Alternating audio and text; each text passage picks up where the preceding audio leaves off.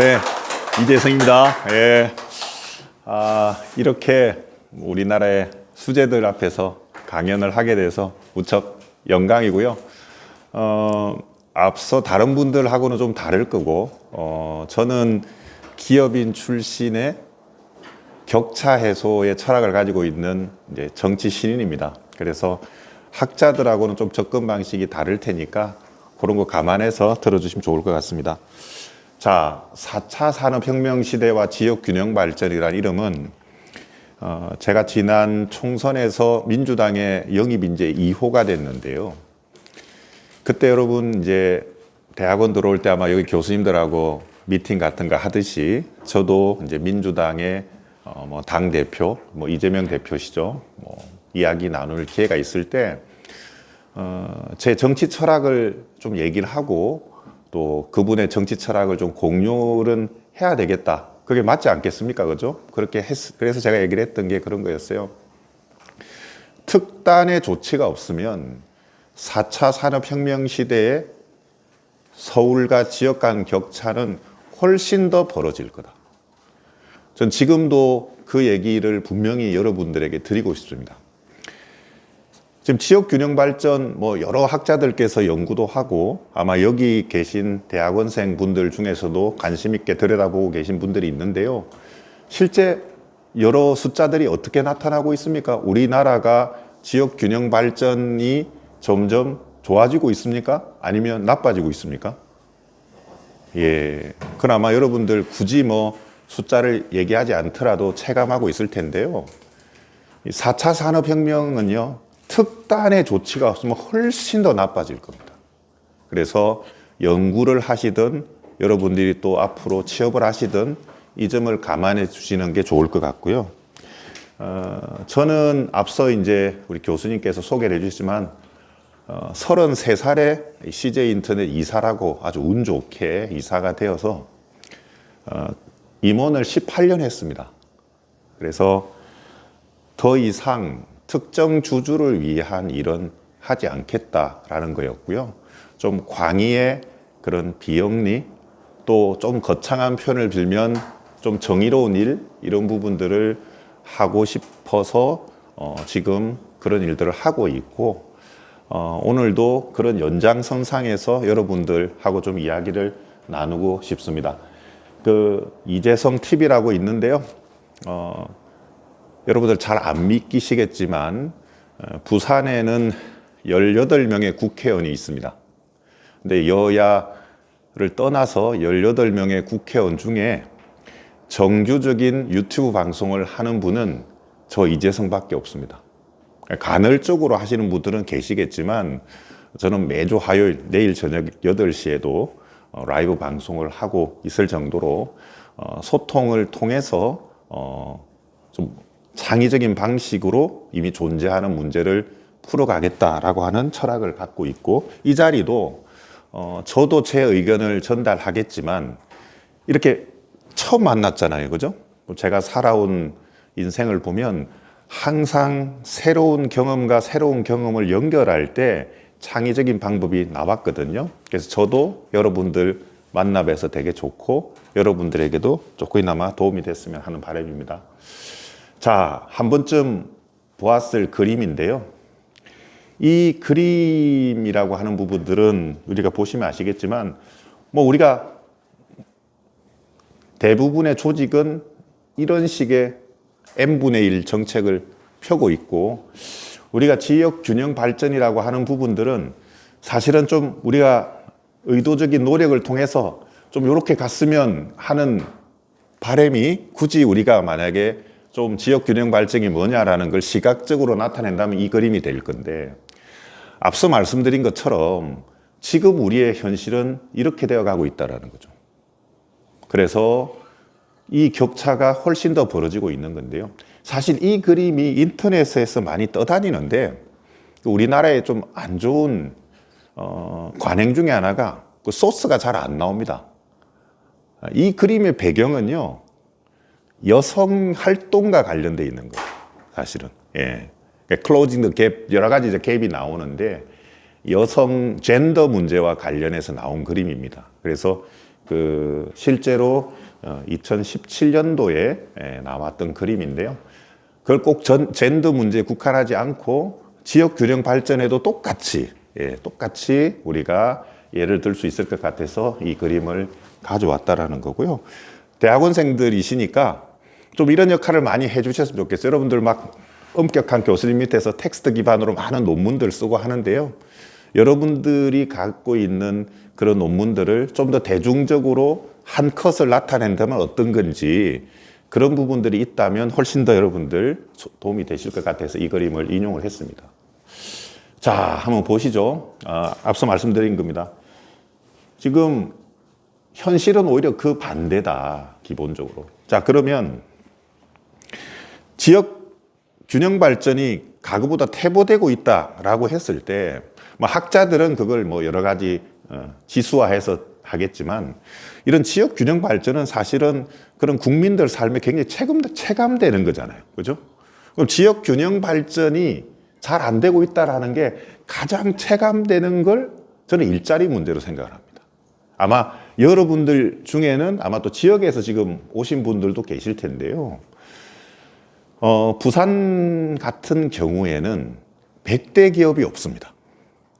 여러분들 잘 안 믿기시겠지만 우리나라의 2대 도시라고 주장을 하고 있죠. 그런데 100대 기업이 하나가 없다라는 게 무엇을 의미하는지를 한번 곰곰이 생각을 한번 해보십시오. 누구나 100대 기업에 들어갈 수 있는 건 아니지만 그 지역에 내가 도전해 볼 만한 기업이 없다라는 것은 엄청나게 영향을 크게 미칩니다, 여러분들. 우리나라는 그냥 되게 무례한 질문들 많이 하잖아요. 야, 너 어디 사냐? 심지어는 너 아파트 자가야, 전세야? 이런 것도 막 물어보잖아요. 그렇죠? 그리고 조금 점잖게 하면 실례지만 몇 살이세요? 애인 있으세요? 막 이렇죠. 그 요즘은 정보 공개 제도가 발달하면서 쳐보니까 야, 너네 집 네 거 아니대? 너네 아버지 거 아니대? 이런 시대입니다. 그러면 부산에서 직장을 다닌다라는 게 의미가 뭐가 되겠습니까? 루즈입니다, 그냥. 여러분 생각해 보세요. 요즘처럼 유튜브가 발달하게 되면서 여러 긍정적인 부분도 있지만 굉장히 안타까운 것들이 짧고 명쾌하게 설명되는 거잖아요. 너 100대 기업도 못 다니네? 부인하기 어려운 거예요. 그래서 실질적으로 지수를 통해서 끌어올리는 것도 중요하지만 저는 임팩트 있는 조치가 굉장히 현실적으로 중요하다고 생각합니다. 무슨 말이냐 하면은 나 부산에서 직장 다녀 그랬을 때 근데 너 혹시 그 회사 다녀? 이런 질문이 나와야 된다는 거예요. 그럼 다음에 가르쳐 줄게 이렇게 넘어갈 수 있겠죠. 여유 있게. 그러니까 지금의 부산의 문제가 그렇다는 거예요. 그죠? 그걸 그나마 하나 해소하는 게 의대 정도 되겠죠? 그런데 의대도 어떻습니까? 지방의대 이렇게 구분하는 세상이 됐어요. 그것도 조중동 같은 데서 그러죠. 얼마나 모순적이에요. 그러니까 계속 그렇게 프레임을 만들어 가잖아요. 그죠? 과거에는 무슨 스카이 이래가지고 이 제도가 나라를 망칠 것처럼 해서 지역 균형 발전으로 해서 사실 의대 모델은 굉장히 좋은 겁니다. 어쨌든 서울에 있는 유능한 학생들이 지역을 찾아간다는 그 현상 자체는 매우 좋은 거예요. 근데 그 뒷단이 무너지고 있죠.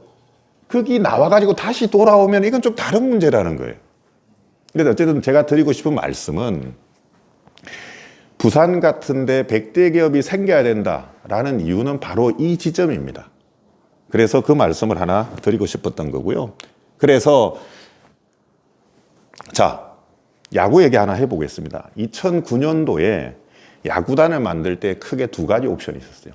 하나는 요새 꽁뚱하더라고요. 저 목동을 연고로 하고 있는 구단이 있죠. 그 구단을 사는 방법이 하나 있었고요.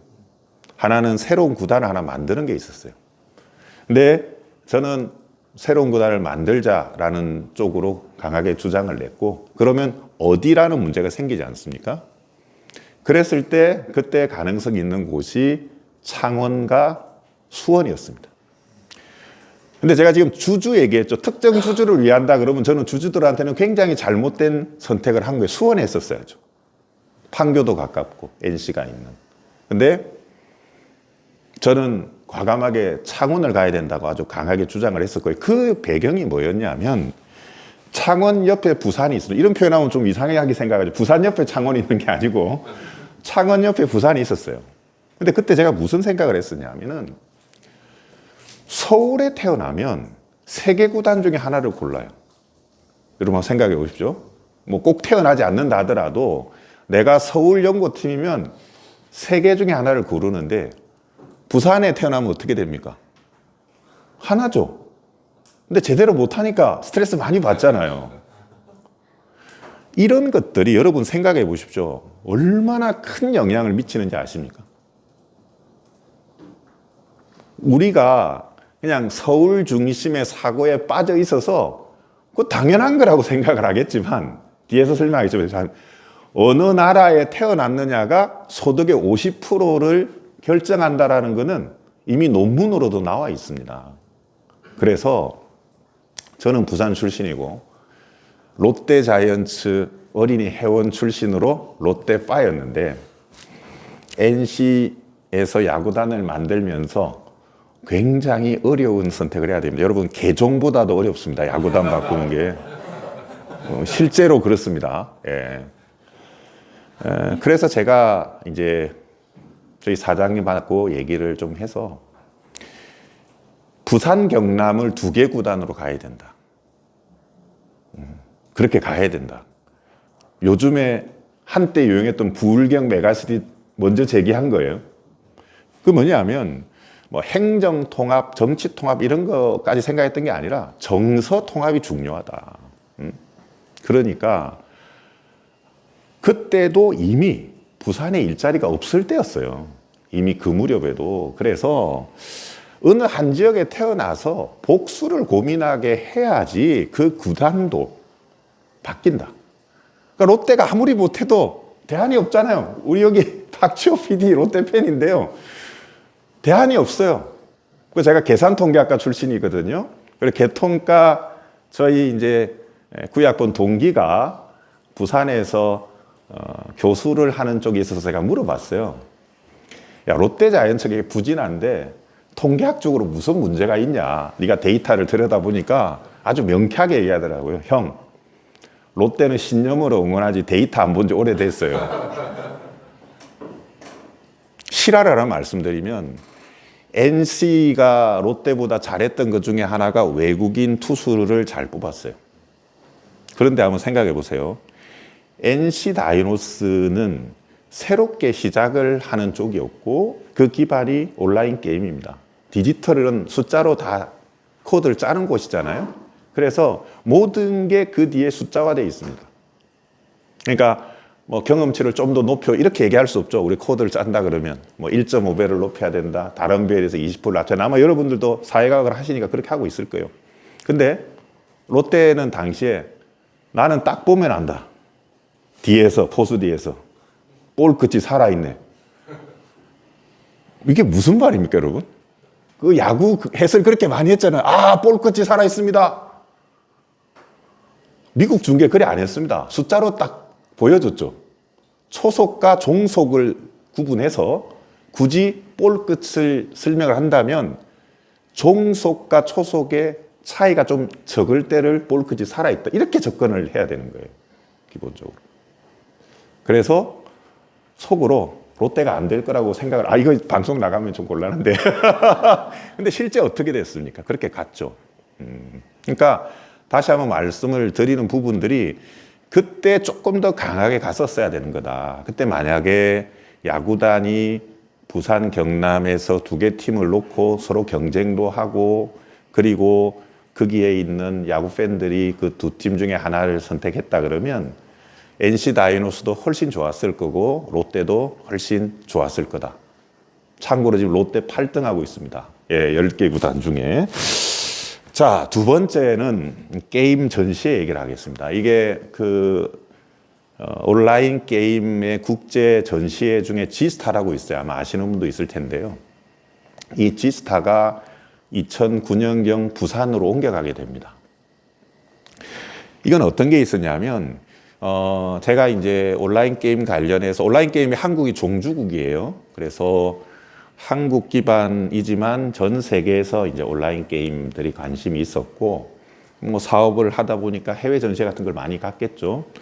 그래서 이제 유럽 쪽에서 온라인 게임의 가장 큰 강국, 이때가 한 2008, 9년, 혹시 어느 나라가 게임에서 시장이 제일 컸겠습니까? 유럽에.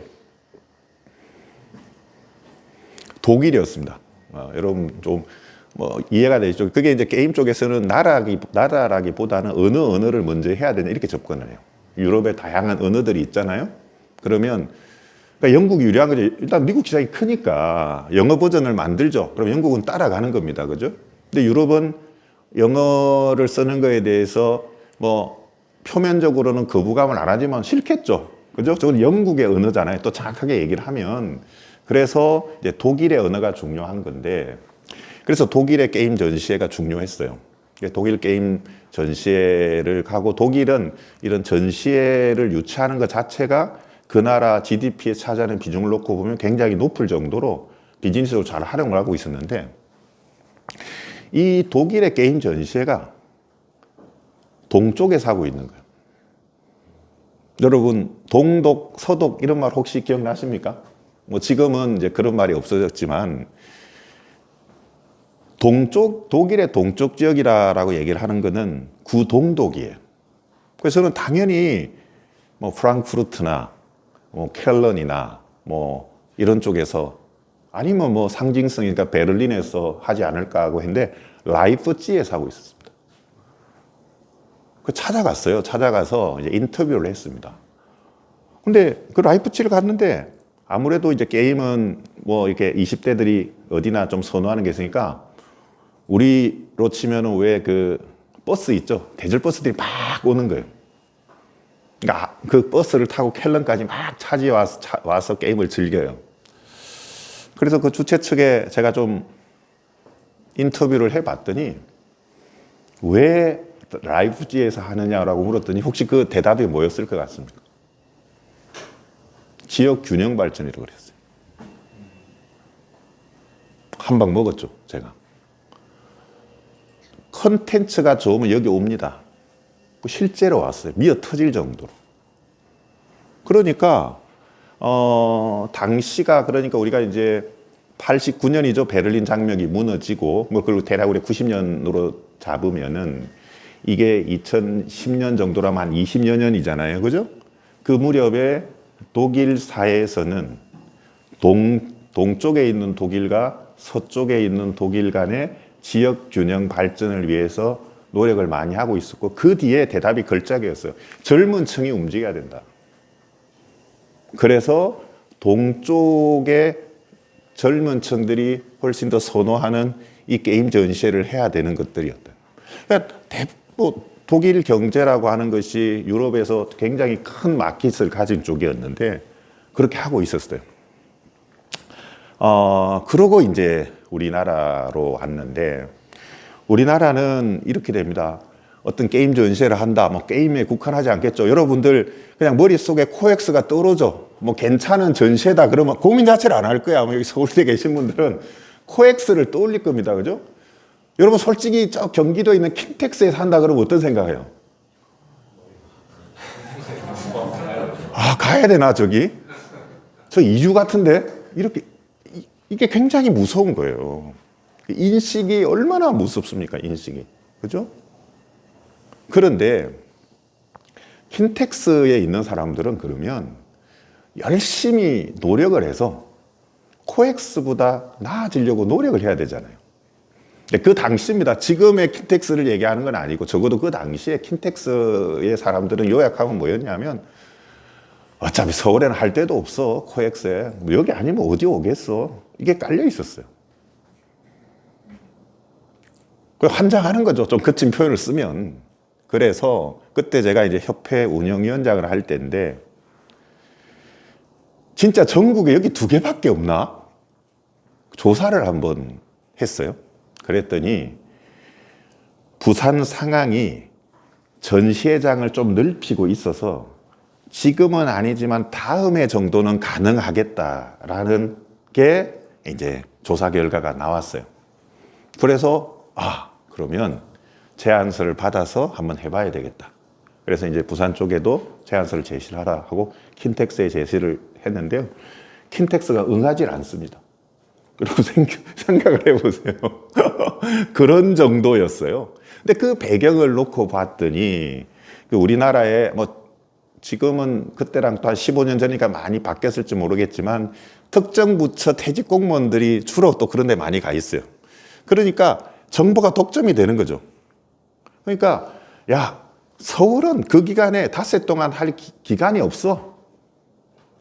그러니까 이제 이 사람이 그래서 그렇게 해서 부산으로 사실 유치를 합니다. 예, 크게 도전을 했는데 이게 성공하잖아요. 그죠? 실제로 부산에 꼭 이제 게임이라는 게 젊은 사람들만 가는 게 아니기 때문에 많이 갑니다. 그때 제가 얘기를 했던 게 있어요. 킨텍스랑 부산을 하면 확실히 부산이 이길 거라고 생각을 했어요. 왜냐하면 보십시오. 오고 가고 전시회를 준비를 하고 끝나고 나서 다음을 준비를 한다면 왔다 갔다 출퇴근하기에는 되게 벅찼어요. 기본적으로. 그리고 기업하는 입장에서도 이왕 새로운 콘텐츠가 공개가 되고 하면은 특히 우리나라는 그때만 하더라도 좀 으쌰으쌰 해야 된다 이런 분위기가 있었어요. 저녁에 모여가지고 창작자들이. 근데 킨텍스는 그런 부분에서는 많이 떨어졌어요. 그런데 부산은 바다가 있었잖아요. 그죠? 그래서 제가 그랬죠. 굳이 부서 회식비라든지 소통비 이런 거 따로 집행하지 말고 그때 모아가지고 그때 새로운 창작물이 나오면 우리 구경을 오는 사람들은 사실 고객이니까 피드백이 있잖아요. 그걸 가지고 반영하면서 그 게임에 대해서 그냥 밤새 좀 얘기도 하고 그러면 좋겠다고 했어요. 그래가지고 이제 여러 이제 게임 회사 임원들을 좀 설득도 시키고 부산 가서는 당부했죠. 이거 잘 못하면 부산도 망하고 나도 망해요. 좀 그런 식으로 해서 이 지스타가 지금 하고 있고요. 하도 이제 요즘은 이제 제가 정치를 하기 때문에 이걸 남겨야 됩니다. 부산시가 지스타를 붙잡을 이렇게 정확하게 얘기를 했죠. 지금 잘해야 된다. 그랬었어요. 부산에 이런 사람들이 놀랬었어요. 근데 부산이 지스타 계속 할 수 있어요? 할 수 있다. 지금은 그분들이 다 한 것처럼 아주 실상이 그랬다는 거예요. 그러니까 기회가 제공이 되면 해낼 수 있다라는 거예요. 제가 여기서 하나 말씀을 드리고 싶은 게 부산에 기회를 줬더니 해내잖아요. 그죠? 이런 사회가 돼야 된다는 거예요. 그럼 보십시오. 아까 지역 균형 발전에서도 많은 지역이 그런 어려움이 있을 거예요. 서울 아니면 어렵지 않겠어요? 그러면 얘기를 하십시오. 게임은 해냈다. 게임은 해냈다. 잘하고 있다. 그래서 이런 사례가 하나 나왔던 부분들인데 다만 이게 좀 더 아까 얘기했던 것처럼 전체적인 지역 균형 발전에 강한 임팩트가 있으려면 산업, 회사가 뒷받침이 돼야 되겠죠. 그런데 게임의 주력은 그래도 서울을 조금 떠났습니다. 어디가 있습니까? 판교, 그죠? 거기 가 있죠. 한번 발전한 거예요. 그죠? 그러니까, 그때, 이게 판교 쪽에 막 열리고 할 때가 2006년 무렵이었거든요. 그때 저보다 좀 더 앞서서 이런 강력한 철학을 가진 부산에 정치하는 사람이 부산의 바다가 보이는 곳에 지금 판교와 같은 그런 장들을 제공했더라면 좀 역사가 바뀌지 않았을까. 그런 좀 아쉬움이 있습니다. 이따가 제가 또 그런 부분 좀 말씀드리겠습니다. 자, 여러분 이제 폐교. 요게 제가 이제 5년 전으로 돌아가는데요. 제가 이제 NC소프트를 나와야 되겠다라고 이제 마음을 먹었습니다. 그러니까 이미 그 무렵이 한 16년 임원을 했었어요. 제가 아까 33살에 임원을 했다 그러지 않습니까? 그래서 제가 만약에 교수를 했다면, 우리 여기 박 교수님 교수를 했다면, 우리 교수님들 정년이 혹시 몇 세인지 아세요? 65세죠. 그래서 제가 65세에 서울대 교수 정도를 했을 정도의 돈은 벌었겠다는 생각을 했어요. 예, 그때 있는 그대로 얘기를 드리면 여한이 뭐가 있겠냐? 뭐 이게 상상이에요, 그죠? 내가 서울대 교수를 해서 정년을 퇴임했다고 하면 뭐 여한이 뭐가 있겠어요, 그죠? 그 정도의 돈은 충분히 벌었다. 그래서 아내 기분 좋은 날 얘기를 합니다.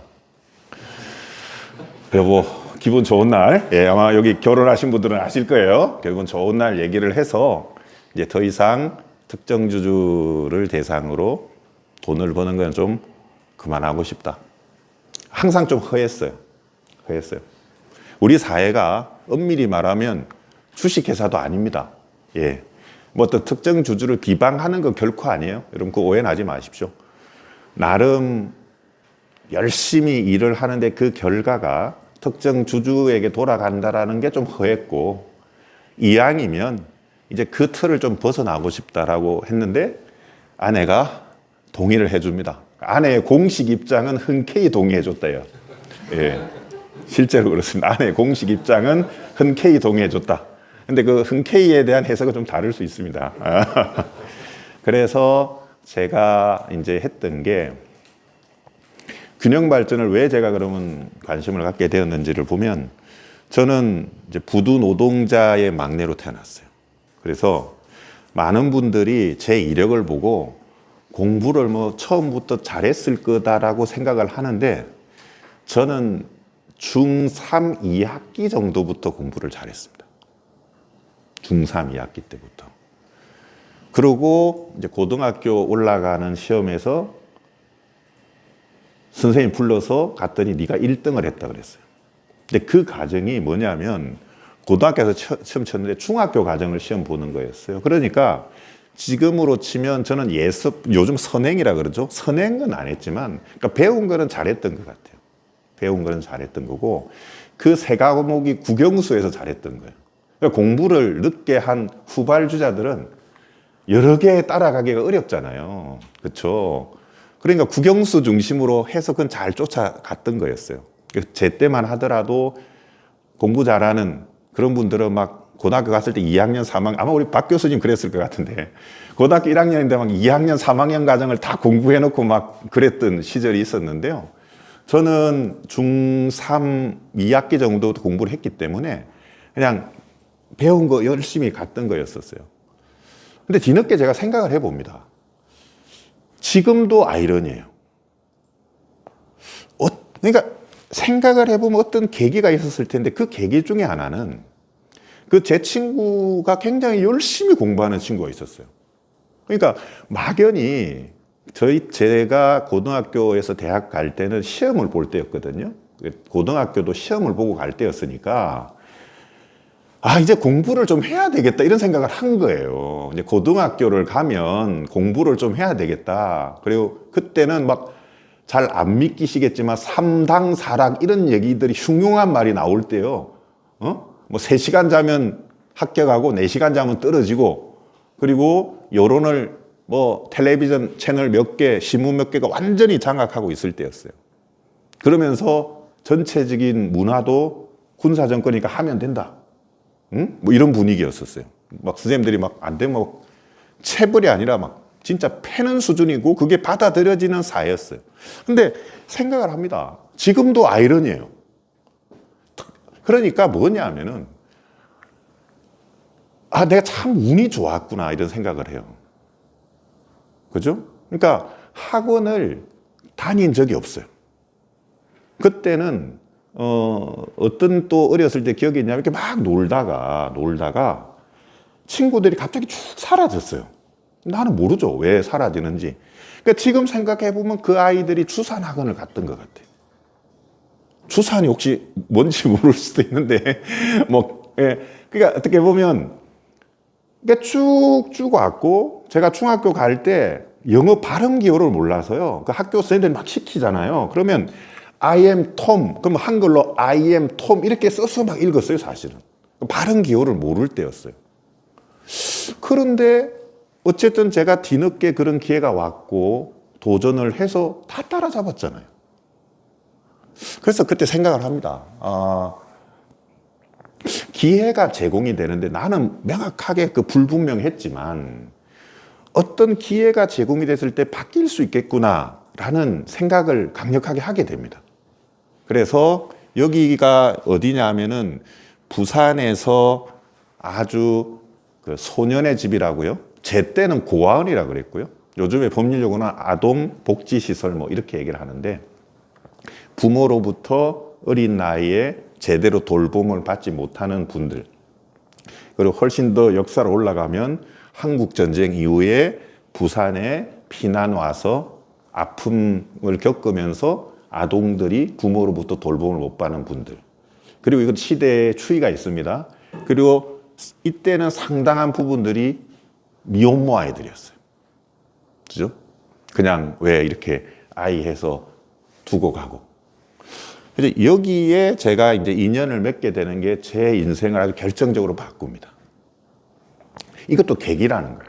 그러니까 그때 NC 다이노스 창원 롯데 부산이 될 때 제가 노력을 막 했지 않겠습니까? 롯데 측에 얘기를 했어요. 같이 하자 그랬더니 막 롯데가 아직도 기억나요. 엄청나게 반대했어요. 너네가 뭐 야구단을 뭐 해내겠어? 막 장을 찢은다류 정도가 됐어요. 어?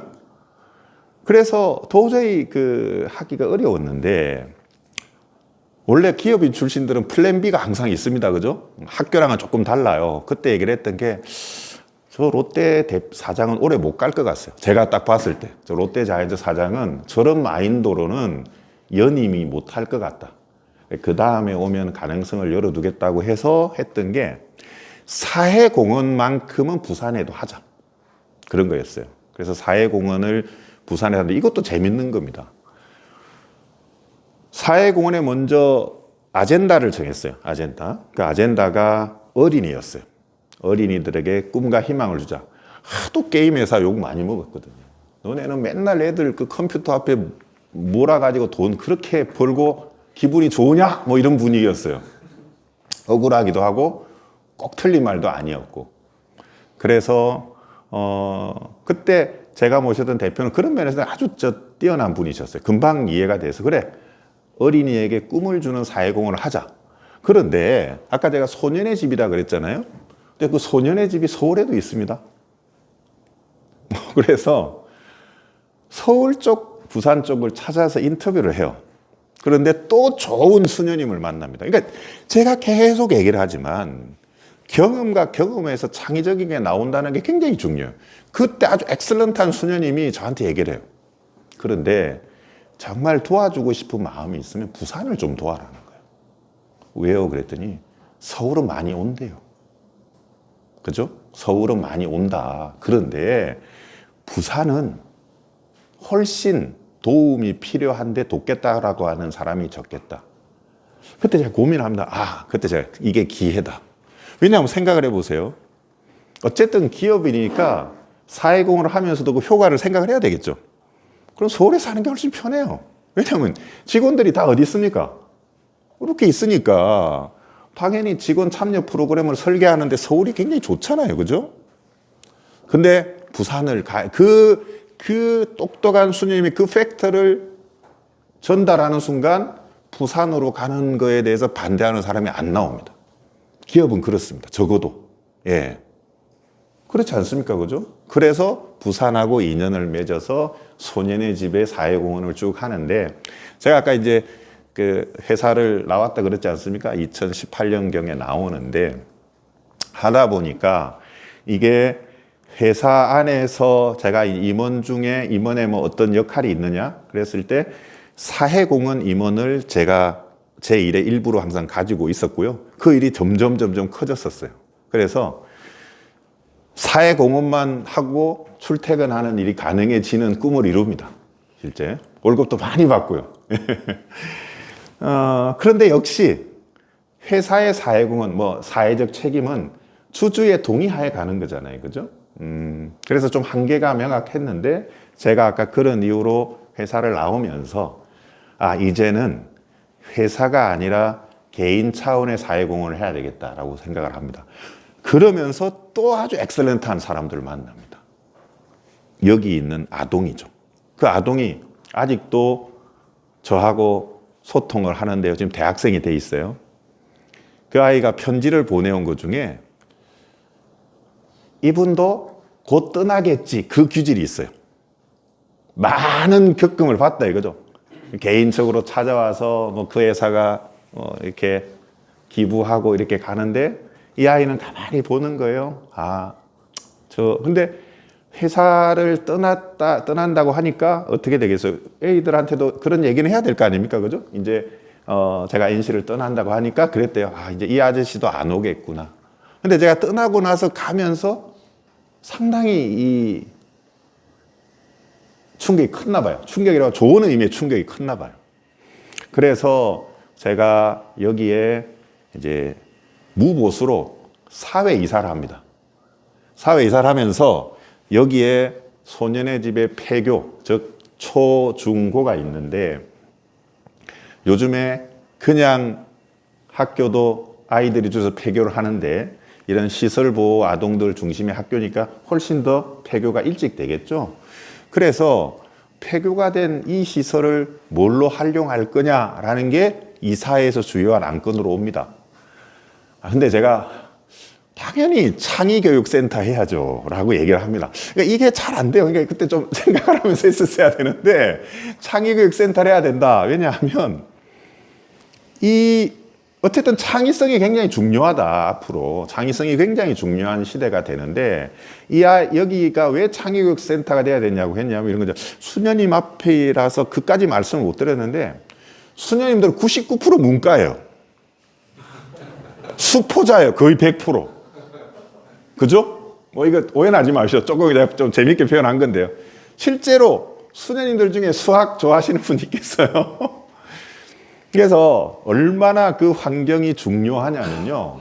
우리 소년의 집 아동들은 자기가 성인이 될 때쯤 되면 모든 사람들이 악기는 하나씩 연주할 줄 아는 줄 알아요. 여러분들 혹시 여기 서울대 수재들인데 악기 연주할 수 있는 분들 있어요? 있겠죠. 그러니까 뭐냐면 수녀님들은 음악으로는 엄청나게 관심이 많아요. 왜? 미사를 할 때 음악이 중요하잖아요. 그러니까 합창, 음악 이쪽으로는 수녀님들이 굉장히 뛰어나게 있어요. 그래서 이 아이들에게 음악을 가르치고 악기를 연주하는 쪽으로는 엄청나게 오픈마인드예요. 그런데 그런데 어떻게 되겠어요? 자라나는 환경 쪽에서 이런 과학이라든지 이런 부분들에 자연스럽게 접할 기회들이 어려워지는 거예요. 기본적으로. 그래서 이제 창의교육센터를 해야 된다는 거였고 저는 아날로그 기반의 창의교육센터를 해야 된다는 거였어요. 왜냐하면 그때도 우리 지금 이따가 챗GPT 수준이 굉장히 많이 발전되잖아요. 그죠? 그러니까 아날로그 기반으로 해야 수녀님들도 하시겠구나. 그래서 수녀님 이제 코드 한번 해보시려면 안 되겠죠. 그죠? 그래서 아날로그 기반의 창의 프로그램 하고 하나 딱 부탁합니다. 수녀님 뭐 도와주면 돼? 그래서 아이들이 다 어질고 갔을 때 치워주세요. 그랬어요. 그거야 우리가 잘할 수 있는 거다. 이게 왜 중요하냐면 생각해 보세요. 여러분, 자, 끝나고 나서 스스로 청소하고 가야 됩니다. 그러면 아이들이 안 합니다. 그거 자체가 엄청나게 제약이에요. 그죠? 그런데 그냥 있는 그대로 가도 된다 그러면 훨씬 더 트라이를 많이 하겠죠. 그래서 우리가 조사를 해보면 우리 서울대도 좀 그런 게 있으면 좋겠는데 MIT 같은 데는 항상 무슨 정신 이런 거 덜 먹여요. 너무 비하했나? 네. Imagine and try 이런 주장 많이 해요. 상상하고 try 해라. 그래서 걔네들 질문 많이 하잖아요. 뭐 하다 보면. 그래서 그걸 차용해서 수녀님 내가 하나만 부탁드리겠다. 이 아이들이 다 어질고 가도 된다고만 하면은 해볼 만하다. 그렇게 이게 가는 건데요. 근데 누군가 이 프로그램을 설계를 해야 될 거 아닙니까? 그죠? 그래서 수녀님이 이제 세 가지 요건을 내세웁니다. 첫 번째, 그래. 이 창립자 신부님이 알로이시오거든요. 알로이시오 신부님이 하늘에서 보고 계시니 진짜 그 신부님이 보더라도 이해가 될 만한 엑셀런트한 사람이 PM이 돼야 된다. 이런 거였어요. 그래야죠. 그래서 두 번째, 현장을 지켜야 된다. 현장을. 그래야 되겠네요. 세 번째 답이 글짝이에요. 돈은 많이 못 준다. 그래서 제가 이걸 맡게 됩니다. 그래서 1년 5개월 동안 소년의 집 기숙사에서 이 부분들을 하면서 제가 제 아까 이력 중에 알로이시오 기지 1968 초대 기지장을 맡아요. 그때 이걸 하면서 아까 제가 서독의 동쪽과 서쪽이었잖아요. 그죠? 그래서 독일은 서쪽이 강세죠. 서독. 부산은 방향이 거꾸로입니다. 여러분들 부산 가면 전부 다 광안리 해운대 가죠. 내려서 오른쪽으로 가잖아요. 그죠? 서면 들르고 광안리 해운대 가서 센텀 가서 좀 쇼핑 좀 하고 오죠. 서쪽으로 온다 그러면 자갈치까지 가는데 갔더니 별로 없다 그러면서 더 안 갈 거예요. 그죠? 위생도 지저분하다 그러고. 그러니까 부산의 주축은 완전 동쪽이에요. 그래서 여기 때 제가 뭘 했냐면 어떻게 하면 이 알로이시오 기지라고 하는 것들이 성공을 했다라고 할 수 있냐 그랬을 때 제가 뭐 학자면은 뭐 지표 만들어서 막 이래야 되겠지만 저는 학자는 아니잖아요. 그래서 그랬어요. 그러니까 부산에서 가장 그 상징적인 동네 중에 하나가 해운대입니다. 여러분들도 아시죠? 해운대. 해운대 아이들이 여기까지 오면 성공한다 그랬어요. 근데 해운대 애들이 옵니다. 콘텐츠의 힘이 그런 거예요. 근데 여기가 코로나가 터지면서 또 인생이 꼬입니다. 생각을 해보세요. 코로나가 올 거라고 누가 생각을 했겠어요? 수녀님들은 하나님이 우리를 지켜줄 거니까 한번 해보자 그랬는데 저는 도저히 과학적으로 가야 됩니다라고 얘기를 해서 그래서 이 프로젝트가 이제 플랜 B로 갑니다. 그래서 지금도 이것도 매우 안타깝게 생각을 하는 거예요. 그리고 수녀님들은 얼마나 그 청렴하신 분들이냐 하면은 정말 그 한 푼 한 푼을 아껴요. 그래서 제가 이 설득을 시킬 때 제일 힘들었던 게 프로그램을 개발하는 게 돈이 많이 들어간다. 그러니까 저는 저처럼 생각하면 안 된다. 여기 프로그램을 막 만드는 이게 되어야 된다라는 건데 수녀 입장에서는 그걸 하기 위해서 이 정도 급여를 줘야 된다 그러니까 깜짝깜짝 놀라죠. 그런 어려움도 있었어요. 그런데 만약 코로나가 안 왔다 그러면 저는 제가 좀 기부도 좀 받고 돌아다니면서 그 다음에 뭐 또 프로젝트도 좀 해보고 하려고 했었는데 이제 코로나가 터지면서 모든 게 전자적으로 가야 되는데 수녀 생각을 해보세요. 수녀님들 평균 나이가 60, 70세쯤 되는데 전자적으로 가는 것들을 너무 부담스러워했어요. 그래서 이제 플랜 B로 가고 철수를 합니다. 이것도 제가 왜 말씀을 드리냐면요. 폐교를 재생을 해서 성공한 사례 중에 하나로 계속 꼽혀요. 교육계 쪽에서는. 근데 이게 부산에서도 상대적으로 발전이 되어서 서부산에 있습니다. 이게 계속해서 했다 그러면 저도 굳이 뭐 정치까지 안 해도 되지 않았을나 정도로 하고 이게 소문이 나면서 저한테 대한학교류에서 제안이 많이 왔어요. 또 수도권입니다. 수도권에 와서 당신 같은 사람이 와서 딱 얘기를 해요. 창의적으로 가르쳐서 아이들이 서울대 갈 수 있게끔만 하면 내가 뭐 연봉도 엄청 주겠다는 거예요. 틀린 얘기는 아니죠. 그 자체가 굉장히 좋은 제안이기도 했어요. 왜냐하면 입시 제도가 다양해졌잖아요. 그죠? 그래서 좀 틀에 박힌 교육이 아니라 당신이 플랜을 만들어서 창의 프로그램을 만들면 그래서 서울에는 좀 다양한 서울대학의 입시 제도가 있으니까 한번 해보면 어떻겠냐고 했는데 그건 제가 받아들이지 않았습니다. 그건 좀 뒷얘기였고요. 그래서 뭐 시간이 없으니까 요거는 좀 넘어가겠습니다. 인터넷에 있으니까. 자, 이제 오늘 본 얘기를 하면 4차 산업혁명이다. 이 부분들을 다시 보면 이 얘기가 여러분 학교에 계시니까 대략 이 용어입니다. 그죠? 뭐 학술 용어가 아니잖아요. 그죠? 그럼 이런 용어나 현상이 언제 등장했느냐 정도는 아는 게 좋을 것 같아요. 이 4차 산업혁명이라는 이 말을 몇 년도 정도에 쓰여져서 관심이 나왔을 것 같습니까? 이게 이제 제가 그죠, 대부분이 서치 시대인데 여러분들이 어쨌든 사람들에게 얘기도 하고 인터뷰도 해야 되니까 이런 부분 중요해요. 이게 2016년경입니다. 알죠? 그 다보스라고 하는 그 포럼에서 나왔어요. 여기 주최하는 사람이 오늘도 그렇지만 뭐 이렇게 행사하면 좀 멋있는 말을 써야 되잖아요. 그렇게 해서 쓴 표현인데 이게 받아들여지는 겁니다. 이런 게 의외로 굉장히 많습니다. 현상적으로 오면. 그래서 중요한 거는 여기서 썼던 말 중에 우리가 좀 눈여겨본다 그러면 뭡니까? 결국 펀더멘털 체인지죠. 진짜 인프라 자체가 바뀌는 시대가 올 거다라고 하고 예를 들어요. 그죠? 뭔데? 그랬을 때 이제 등장하는 첫 번째가 AI가 등장합니다. 그러면서 쭉 예를 들어요. 예를 듭니다. 자, 그런데 그러면 우리가 4차 산업혁명 이전에 항상 앞으로 가야 되는 2차, 3차를 1차는 많이 듣잖아요. 그죠? 뭐 전기기관이 등장을 하고 근데 2, 3이라고 우리가 그래서 대부분이 그때 당시에 1차로 나누지 않고 그냥 산업혁명이라고 그러지 않습니까? 그죠? 영국에서 산업혁명이 일어났다 이렇게 하는데 이 양반이 노련하게 접근하는 거예요. 1, 2, 3으로 4를 했으니 그럼 우리는 어떻게 2, 3이 뭐냐 2, 3의 차이는 뭐냐 이렇게 접근을 하는 게 좋겠죠. 그러면 결국에는 시기적으로 보면은 19세기 후반 20세기 초반을 2차 그리고 20세기 후반을 3차로 이렇게 하는 거죠. 좀 두리뭉실하게 해야 되겠죠. 자, 그러면서 이제 얘기를 하는 겁니다. 에너지하고 기술이 등장하죠. 에너지 기술이 등장하고 생산 방식이 등장합니다. 그래서 이런 식의 사회적인 영향을 미쳤다. 뭐 그럴 수 있겠다. 여러분들 머리면 이 정도 하면 되겠죠. 자, 그러면 3차고 4차, 그러니까 3차 산업은 그냥 쉽게 얘기하면 그 서비스업이에요.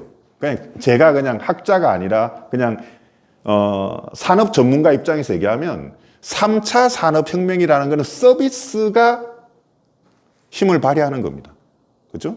그러니까 보십시오. 이미 여러분들이 선망하는 기업의 종류를 놓고 보죠. 그러면은 전통적인 대기업 있죠. 물려받은 대기업.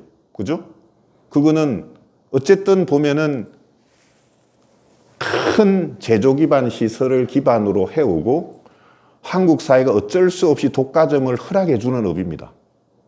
보세요. 자동차 사업 독과점이죠. 한국 사회에서. 거기는 잘해야 돼요. 현대자동차는 진짜 국가에 잘해야 됩니다. 답이 없잖아요. 그죠? 한국 사람이 그래도 뭐 요즘은 여러분들은 좀 덜하지만 저만 하더라도 그래도 국산차 이런 게 아직도 있어요. 제 머릿속에는. 자, 보십시오. 거의 독과점이요. 포스코 어떻습니까? 철강. 경쟁하는 데가 있습니까? 그렇게 돼 있죠. 그러니까 여러분들이 우리가 생각하는 이미 존재하는 그런 제조 기반은 결과적으로는 거의 독과점인 형태로 가고 있는 거예요. 그 나라도 어쩔 수 없이 인정을 해주고 이렇게 가는 건데요. 사회를 바뀌는 게 서비스업이라고 하는 기반이 소프트웨어로 막 갔던 거죠. 그 대표적으로 생각 네이버, 그죠? 대표적인 서비스업이죠. 그죠? 무슨 네이버가 제조시설을 갖고 있는 게 아니잖아요. 그리고 어디가 있어요? 아까 말씀드렸던 온라인 게임 업체, 뭐 넥슨, NC 다 이런 것도 서비스업이잖아요. 그 다음에 우리가 배민, 대표적인 서비스업이죠. 쿠팡, 그죠? 여러분들이 쭉 생각을 해보면 결국 서비스업이 3차 산업혁명이었다면 4차 산업혁명이라고 하는 부분들은 결과적으로 아까 예를 든 게 인공지능인데요. 발전의 속도와 영향의 정도와 구조의 변화가 훨씬 큰 건데 앞서 제조업이 독과점으로 갔다는데 우리가 주목을 해야 됩니다. 분야별로 한국을 대표한다고는 하지만 거기는 사실상 독과점이고 결과적으로 기납적으로 이렇게 딱 구분이 돼 있어요. 서로가. 그래서 가는데 서비스업이 그렇게 가는 경향이 굉장히 커지고 있는 거예요. 가만히 한번 생각을 해 보십시오. 쇼핑을 예를 들어 볼게요. 그죠? 여러분들 쇼핑을 기반으로 하는 브랜드들이 한때 많았었어요. 뭐 이거는 어느 쇼핑몰, 이거는 어느 쇼핑몰, 이거는 어느 쇼핑몰. 그래서 많은 쇼핑몰들이 존재를 하니까 가격 비교라는 서비스가 등장을 하면서 가격 비교에서 갔죠. 근데 여러분 지금 가격 비교 열심히 합니까? 그래봐야 뭐 얼마 차이도 안 나니까, 그죠? 그냥 익숙한 쪽으로 가는 거예요. 그래서 쇼핑도 네이버가 점령을 다 하는 듯한 형태로 갔는데 쿠팡이라는 게 등장하잖아요. 새벽 배송. 이런 게 이노베이션이에요.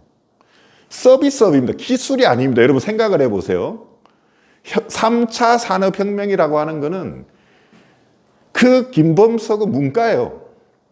죄송합니다. 존칭을 쓰겠습니다. 그 김범석 파운더는 문과 출신입니다. 이과생들을 리드하는 거예요. 아주 분명하잖아요. 새벽에 배송해야 한다. 오늘 주문하면 내일 아침에 배달하면 이길 수 있다. 네이버를 이길 수 있다. 이렇게 가는 거잖아요. 간단 명료하게. 그러면 만들어내는 게 어렵지 않아요. 실제로. 이런 게 사실 정치의 표본이 돼야 됩니다. 이게 혁신이 돼야 되는 거예요. 만약에 전통시장에서 이랬다 그러면 어떻게 되겠어요? 가서 얘기만 해놓으면 내일 아침에 그냥 다 집 앞에 갖다 놓겠다 그랬더라면 진짜 세상이 바뀌지 않았겠어요? 일자리도 많이 창출됐을 거고. 우리 장보러 가서, 그죠? 장보러 가서 요거 하면 그 다음에 앞에 거기 딱 대기하고 있다 보면 그날 밤에 갖다 줄걸요? 우리나라 분들의 근면성을 발휘하면 이게 시스템적으로만 구현이 쫙 돼 있다 그러면. 그래서 다시 한 번 말씀드리면은 4차 산업혁명을 대처하기 위해서는 3차를 잘 봐야 된다라는 거예요. 3차를. 그래서 하는데 자, 그렇다 그러면 4차 산업혁명이라고 하는 두리뭉실한 표현들이 적어도 인공지능이라는 측면에서는 상당히 설득력 있게 다가오고 있어요. 그죠? 여기 학교니까 도대체 그러면 인공지능이라는 거는 현상이 먼저 나온 것처럼 생각이 되지만 사실은 사이언스입니다. 그죠? 데이터를 그냥 다루는 학문이에요. 그래서 이 서울대 데이터를 다루는 학과도 있고 대학원도 있고 그렇잖아요. 그러니까 쉽게 말하면 그냥 데이터를 다루는 건데요. 한번 보십시오. 이게 지금 서울대 데이터 사이언스 대학원에서 제가 인용한 건데요. 우리가 한번 보면은 자, 통찰력, 인사이트를 갖추는 겁니다. 이 데이터들을 보면서 인사이트를 갖추는 건데 결국 이 데이터들이 어떻게 되겠습니까? 이걸 가지고 복잡한 문제를 해결해야 된다.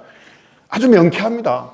복잡한 문제를 데이터를 통해서 해야 된다는 거예요. 그게 그냥 인공지능이에요. 그래서 보시면 4차 산업혁명 시대는 인공지능 혹은 인공지능 기술이 주도하고 있는가? 어떨 것 같습니까, 여러분들? 그렇게 가고 있어요. 적어도 제가 생각할 때는. 자, 그렇다면 우리 여러분들은 이러한 아까 펀더멘털 체인지라고 그랬잖아요. 이런 근본적인 변화가 지역 균형 발전에는 어떤 영향을 미칠 거냐라고 여러분들이 선제적으로 공부를 하셔야 됩니다. 그래야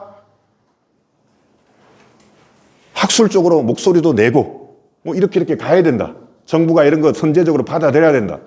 제가 이재명 대표님하고 면담할 때 제가 했죠.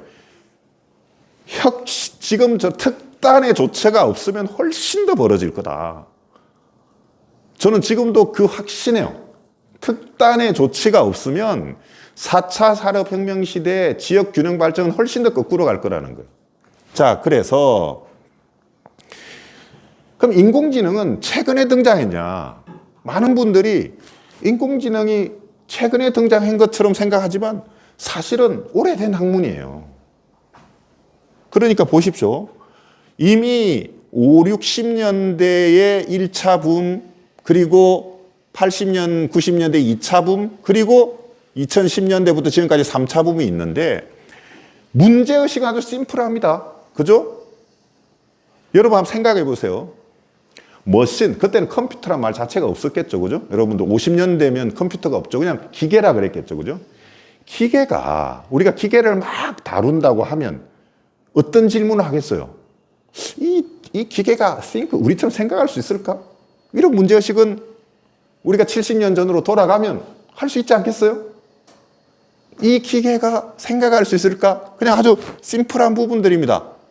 그래서 그때 당시에는 컴퓨터라는 개념이 없고 그냥 컴퓨팅이라는 단어가 있을 때 컴퓨팅 머신이 생각할 수 있을까 하는 거예요. 그리고 그걸 조금 더 다른 말로 하면 인텔리전스 될 거 아니에요? 이게 지능을 가질 수 있는 이런 문제의식이 50년대에 존재를 했다라는 거예요. 그리고 그러면 이걸 어떻게 입증을 해야 되잖아. 학교니까, 학자들이니까. 그게 아주 엑셀런트한 게 나옵니다. 도대체 그러면 어떤 상황이 되면 생각을 한다, 지능을 갖는다, 기계가. 그랬을 때 나온 게 사람이 물었을 때 답을 해주면 되지 않을까라는 문제의식이 이때 나온다라는 거예요. 지금도 생성형 인공지능의 핵심은 뭡니까? 물었을 때 내가 뭘 만들어라 하는 거잖아요. 그죠? 그전에는 뭘 알려달라 했는데 요구 수준이 발전하고 그걸 해내는 거잖아요. 그래서 이러한 문제의식이 50년대 나왔는데 이게 실패합니다. 왜? 어렵거든요. 문제의식을 여러분들 아마 논문 쓸 때 그런 거 많죠. 그죠? 아, 이거 좋은 아이디어야. 한번 해보자 했는데 막상 이걸 어떻게 할 때 어려운 거죠. 그래서 그냥 붐이 일다가 맙니다. 하지만 이러한 문제의식은 계속해서 오고 있다는 것들이 좋아요. 그래서 여러분들에게도 아마 세부적으로 논문 쓰는 거는 교수님이 다 조언하겠죠. 저는 문제의식을 계속 던지세요. 그래서 적어도 이런 문제의식은 제가 최초로 던졌다.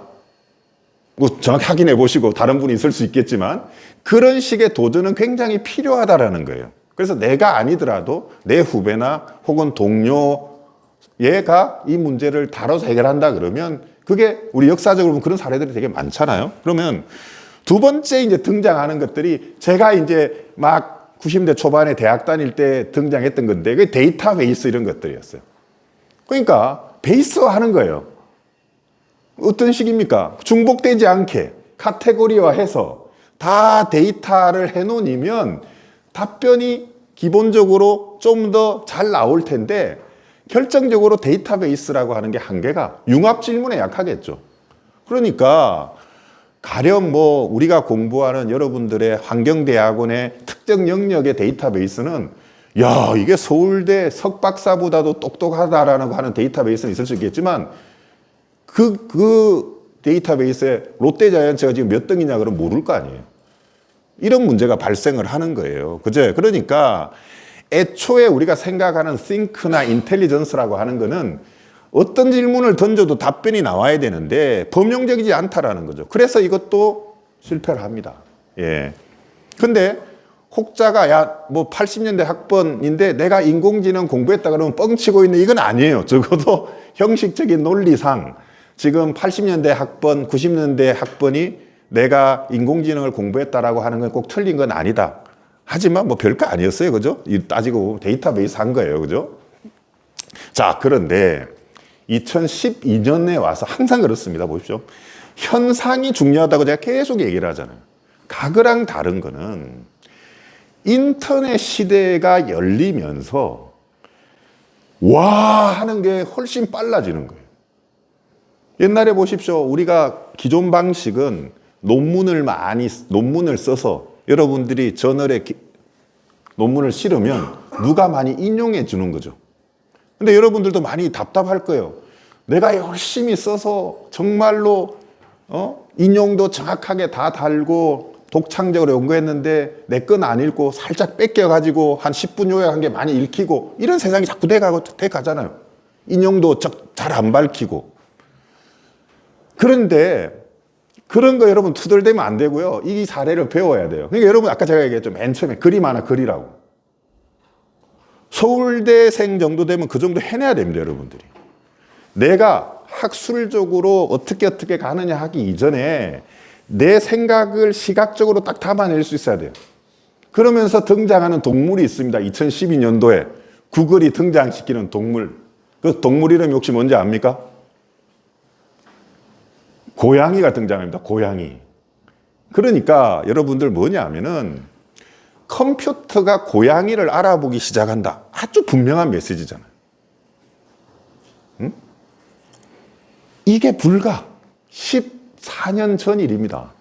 뭐 14년 전에 이게 쇼킹한 일로 일어났어요. 그래서 무슨 얘기냐면 그냥 우리 비전이라 그러죠.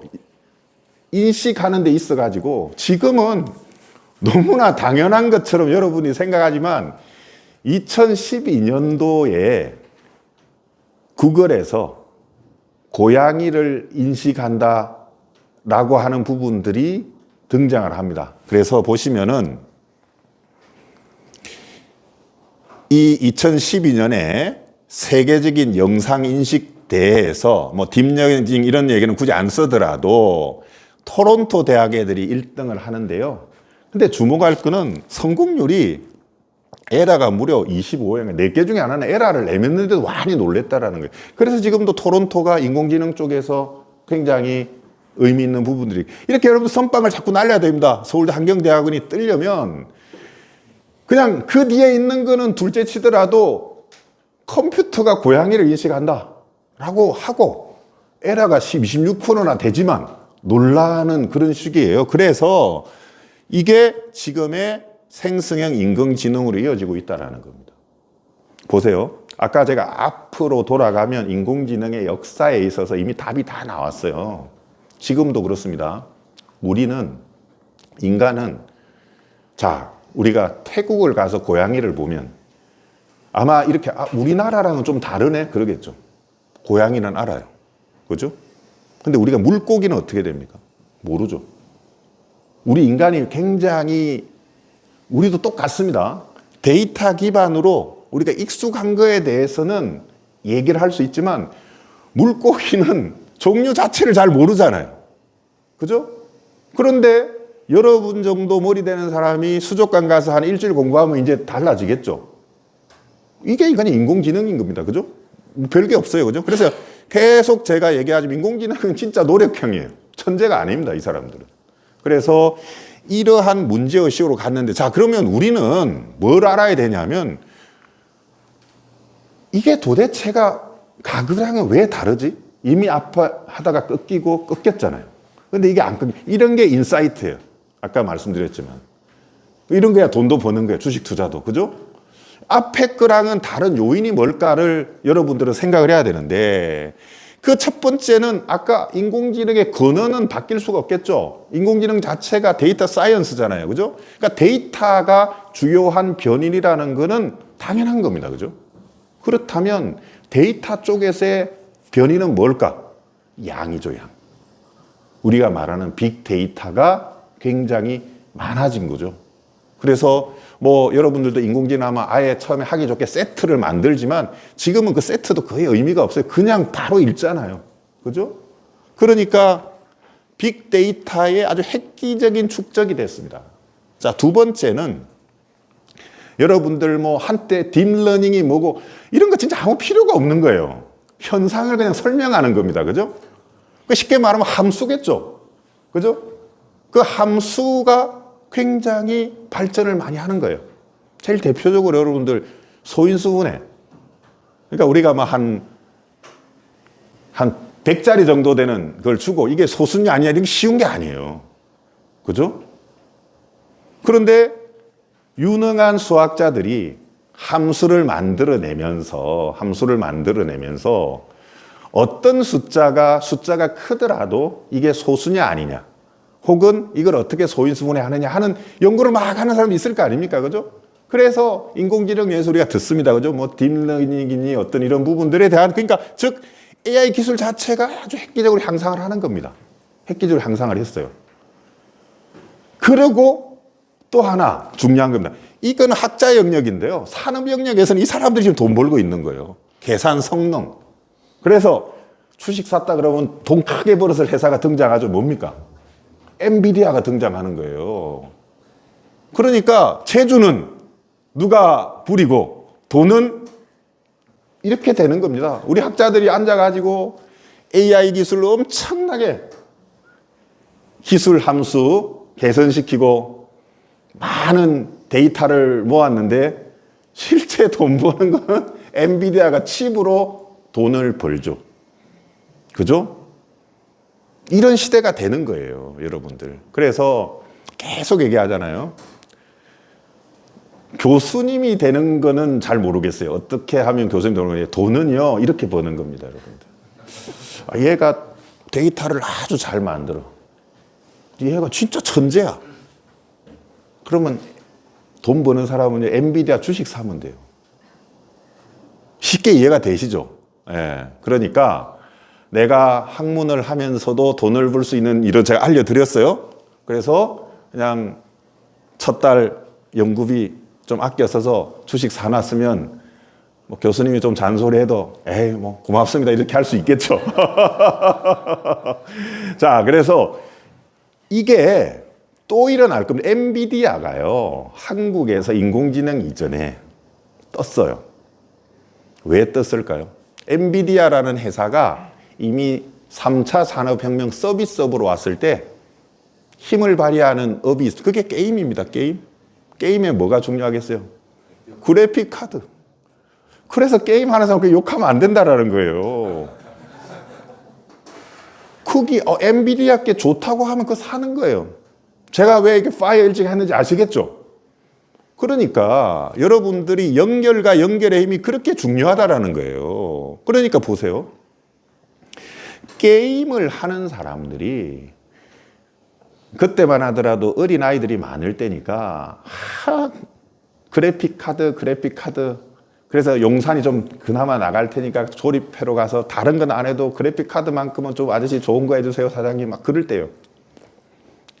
그리고 막 저작권이 불분명하니까 정품인데 정품이 아껴날 길이 없잖아요. 그죠? 조립을. 그렇게 했는데 이 엔비디아가 지금 엄청나게 힘을 발휘하고 아주 지금 국가적으로 보면 굴욕적인 일이 일어나죠. 삼성이 지금 어떤 일을 하고 있습니까? 엔비디아에 납품하려고 테스트 받고 있는 거 아세요, 여러분들? 그런 일이 일어나는 거예요. 그래서 이런 얘기들을 제가 계속 하는 것들이 이런 엔비디아가 절대 뜨고 나면 늦습니다. 근데 다시 제가 게임업에 있을 때 엔비디아 찾아가서 야, 너네 부산에 하나 머신가 하나 만들어 줄 테니까 오라 했으면 부산이 바뀌었겠죠. 안 그렇게 했어요? 그런 말씀을 좀 드리는 겁니다. 자, 그러면 다시 돌아와서 아까 그런 문제의식에서는 사실 think라 그랬는데 그 문제의식이 지금 와서 좀 더 명쾌하게 간다면 think보다는 acting으로 가는 거죠. 지금 추세는 한번 보세요. 보십시오. 이것도 아주 분명한 거예요. 학자들은 think가 맞지만 저처럼 그냥 사람들은 생각을 원하는 게 아니라 act를 해주기 원하겠죠. 이게 학자랑 사업가의 차이입니다. 여러분 생각해 보죠.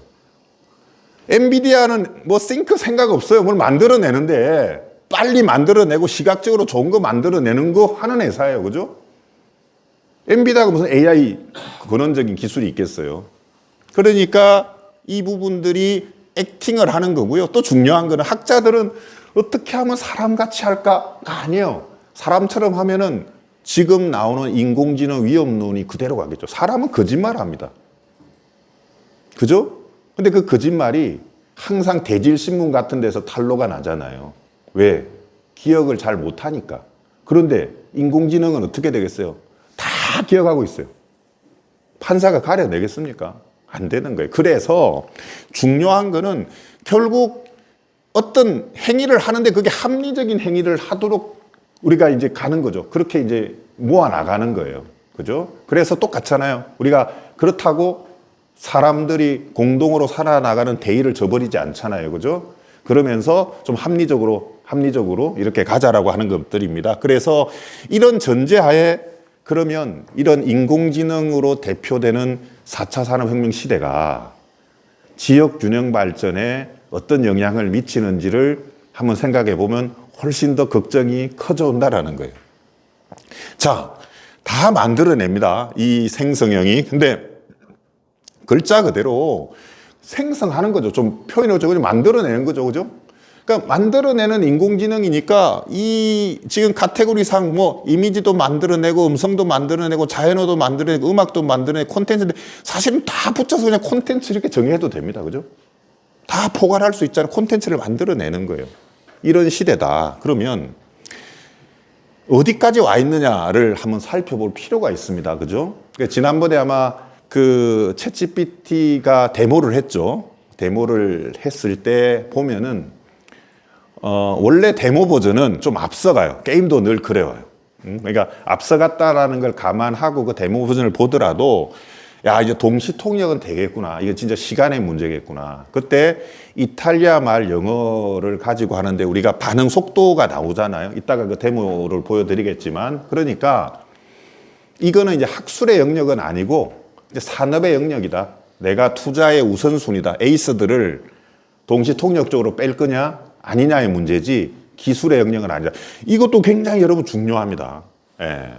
학문과 사업이 이렇게 다른 거예요. 이런 게 CEO들이 하는 거예요. 그죠? 그러니까 동시 통역은 기술의 문제가 아니라 사업의 영역이다. 이렇게 저는 이해를 하시면 될 거예요. 자, 두 번째.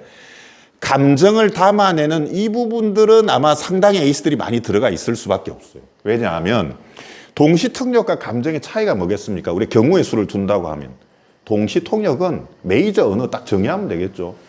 우리는 그래도 한국 뭐 이런 부분이기 때문에 한국어가 거기에 들어가면 좋겠다. 오픈 AI가 1차적으로 내놓는 버전에 한국어가 들어가면 좋겠다. 이거는 진짜 사업의 영역인 거죠. 그죠?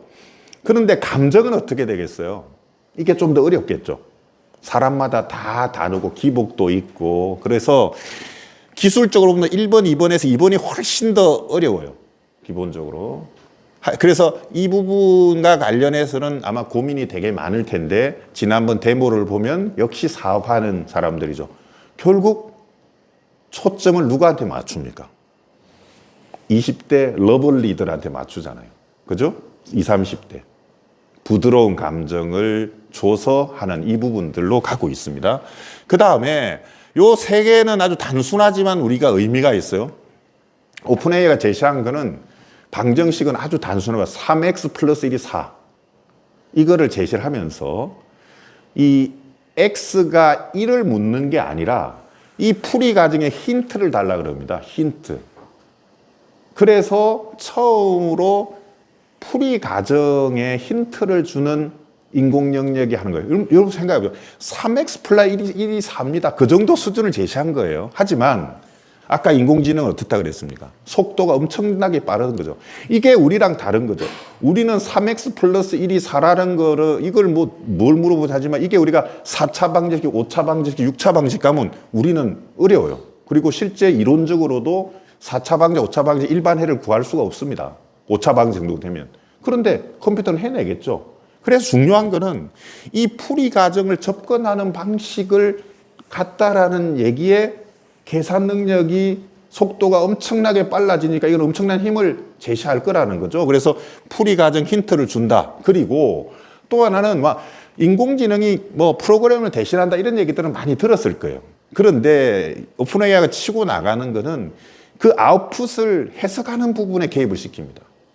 그래서 여러분들도 많이 할 거 아닙니까? 데이터를 가지고 막 모델을 만들었는데 교수님이 그래 한번 해석해 보세요. 그러면 뭐 이게 어려운 거죠. 그 모델을 가지고. 근데 우리가 힘든 거는 데이터 양이 적은 건지 아니면 내 머리가 아직까지 그까지는 안 가는지 그게 좀 헷갈리는데 인공지능 애들은 그걸 빨리빨리 판단하겠죠. 데이터 조금 더 줘. 이런 식으로 계속 갈 거 아닙니까? 그래서 한번 간단하게만 한번 봅시다. 이게 예를 들어 보면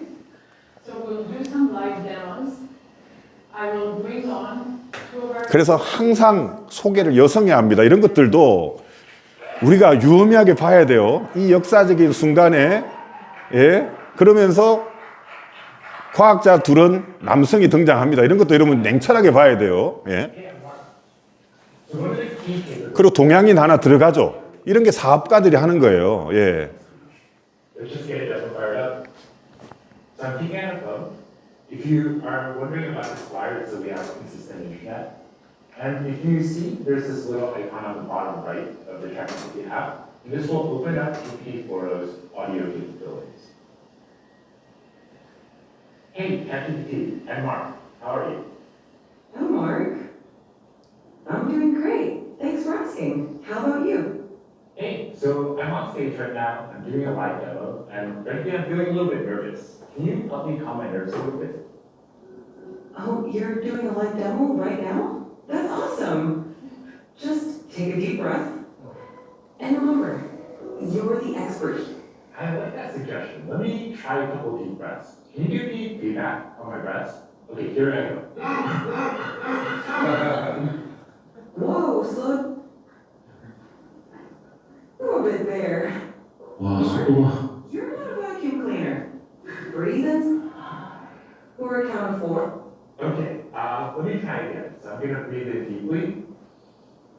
There we And go. then for 4, and then exhale slowly. 와, 사람 같은데. 그러니까 반응 속도를 우선 보십시오. 그죠? 반응 속도. 예. That's it. How do you feel? I feel a lot better. Thank you so much. So Mark, you've been working on this capabilities for a while now. Can you tell us a bit how it's different from voice note? Right. So if you used our voice mode experience before, you'll notice a couple key differences. First, you can now interrupt the model. You don't have to wait for it to finish your turn before you can start speaking, and you can just let in whenever you want. 와, Second, 엄청 빠른데? the model is real-time responsive. 기가 들어오게 you 되는, don't have this 되는 게 생각이 second lag before you wait for the model to give a response. And finally, the model picks up on emotion, right? When I was breathing super hard there, you could tell that it knew, hey, you might want to calm down a little bit. You're kind of working a little bit too fast. So, it really has that capability across the board to perceive your emotion. Not only that, though, the model is able to generate voice in a variety of different emotive styles.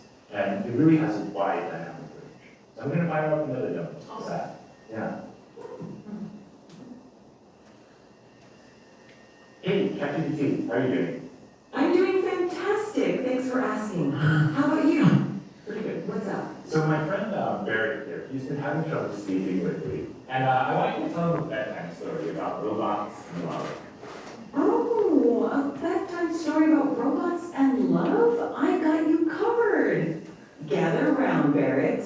Once upon a time, in a world not too different from ours, there was a robot named Byte. Byte was a curious robot, always explored. The story, but I want a little bit more emotion in your voice, a little bit more drama. Got it. Let's add some drama. Once upon a time, in a world not too different from ours, there was a robot named Byte. ChatGPT, I really want maximal emotion, like maximal expressiveness, much more than you were doing before. Understood. Let's amplify the drama. Once upon a time, in a world not too different from ours, 와, 저 there was 피아노. a robot named Byte. Byte was Is this in a robotic voice now? initiating dramatic robotic chorus. In a world not too different from ours, there was a robot named Byte. Byte was a curious robot, always exploring new circuits. Barrett, here, calm down a little bit. Can you end the story, but do it in a singing voice? And so Byte found another robot friend, and they lived circuitly ever after. Thank you so much.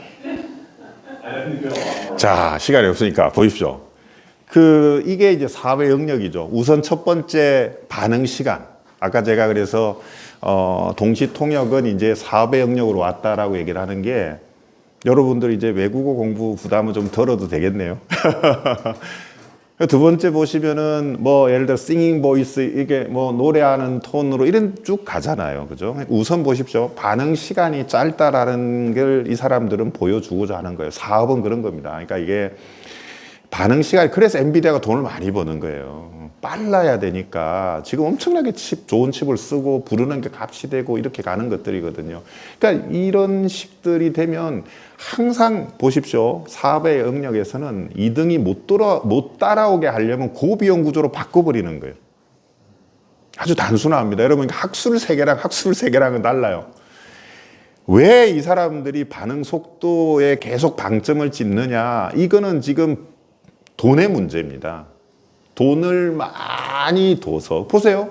우리가 여기 서울대에서 아주 뛰어난 사람들이 함수를 뛰어난 패러미터를 훨씬 줄였어요. 과거보다도. 그래서 적은 데이터로 훨씬 좋은 함수를 만들어냈는데 그걸 돌리려면 칩을 한쪽에서 많이 써버리면 어떻게 되겠어요? 그 어려운 것들이거든요. 그 엔비디아도 좋죠. 그죠? 서로 좋은 거예요. 서로 좋고. 그러니까 챗GPT 돈을 받잖아요. 4.0 쓰려면 돈을 내라고 하고.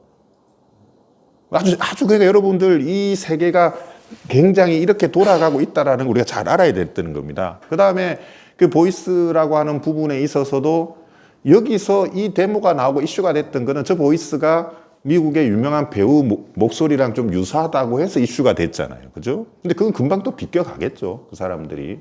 그래서 실질적으로 이렇게 급변해 가고 있다라는 것들이고요. 제가 삼성전자 예를 들면은 항상 SK 하이닉스가 삼성전자를 이길 수 있겠냐 그러면 철없다는 얘기 많이 했어요. 우리 다 인식이 깔려 있었잖아요. 근데 SK 회장의 그런 이상한 사생활은 별개로 두더라도 최근에 어쨌든 부분 영역이지만 SK 반도체가 삼성을 따라잡은 거는 굉장히 응원해야 됩니다, 우리가. 그죠? 그러니까 삼성도 R&D 안 하면 별 볼이 없는 거예요. 얼마나 굴욕을 겪습니까? 엔비디아 찾아가서 테스트하고. 그런데 하잖아요. 그죠? 뭐 별 수가 없는, 이 세상은 별 수가 없는 거예요. 그러니까 우리가 생각할 때 이 전체에 있어서 기본적인 R&D가 굉장히 뒷받침이 되지 않으면 어느 영역에서는 2등이 1등을 따라잡을 수 있다라고 하는 이 부분들은 어떻게 보면 지역 균형 발전에서는 상당한 기회가 되는 거예요. 그래서 이런 꼴 안 날려면 잘해야 된다. 혁신이라고 하는 부분들이 되고, 제가 생각하는 혁신은 또 좀 더 있다 말씀을 드립니다. 그래서 보시면 삼성전자가 포버스라고 하는 쪽에서 그냥 전문지죠. 경제 요력지 하면은 작년보다 7계단이 떨어졌다라는 건데, 이거 이전에 어쨌든 삼성전자를 어쨌든 한 글로벌의 한 20위권으로 보는 거예요. 실제로. 그래서 보십시오. 그래도 우리가 글로벌 안에 놓고 보면 100대 기업이 있는 거예요. 삼성전자라고 하는. 그죠? 그래서 우리가 밖에 나갔을 때 어떤 효과가 있습니까? 삼성 하면 얘기를 듣잖아요.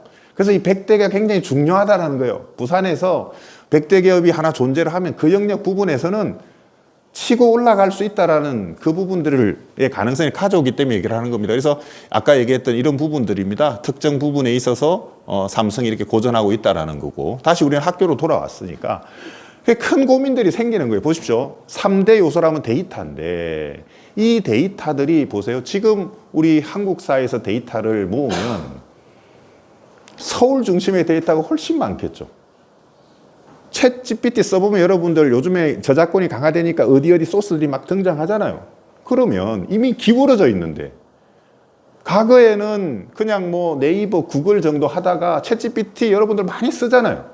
근데 그게 그냥 일상생활에서 사용되는 수준이 아니라 이제 회사의 전략 문서, 학교의 논문 기초 자료 이렇게 되니까 양질의 자료들이 지역에 갈수록 적어지는 이 큰 문제들이 있는 것들입니다. 그래서 이게 페어하냐?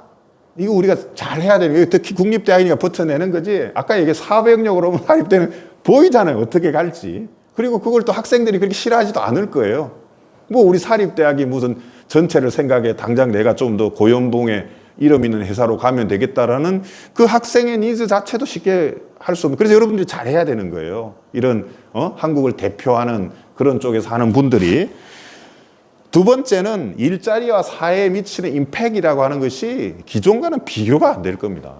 아까 저 반응 속도의 동시 통역 정도가 들어오면 날아갈 일자리들 눈에 보이죠. 성우 어떻게 될 것 같습니까?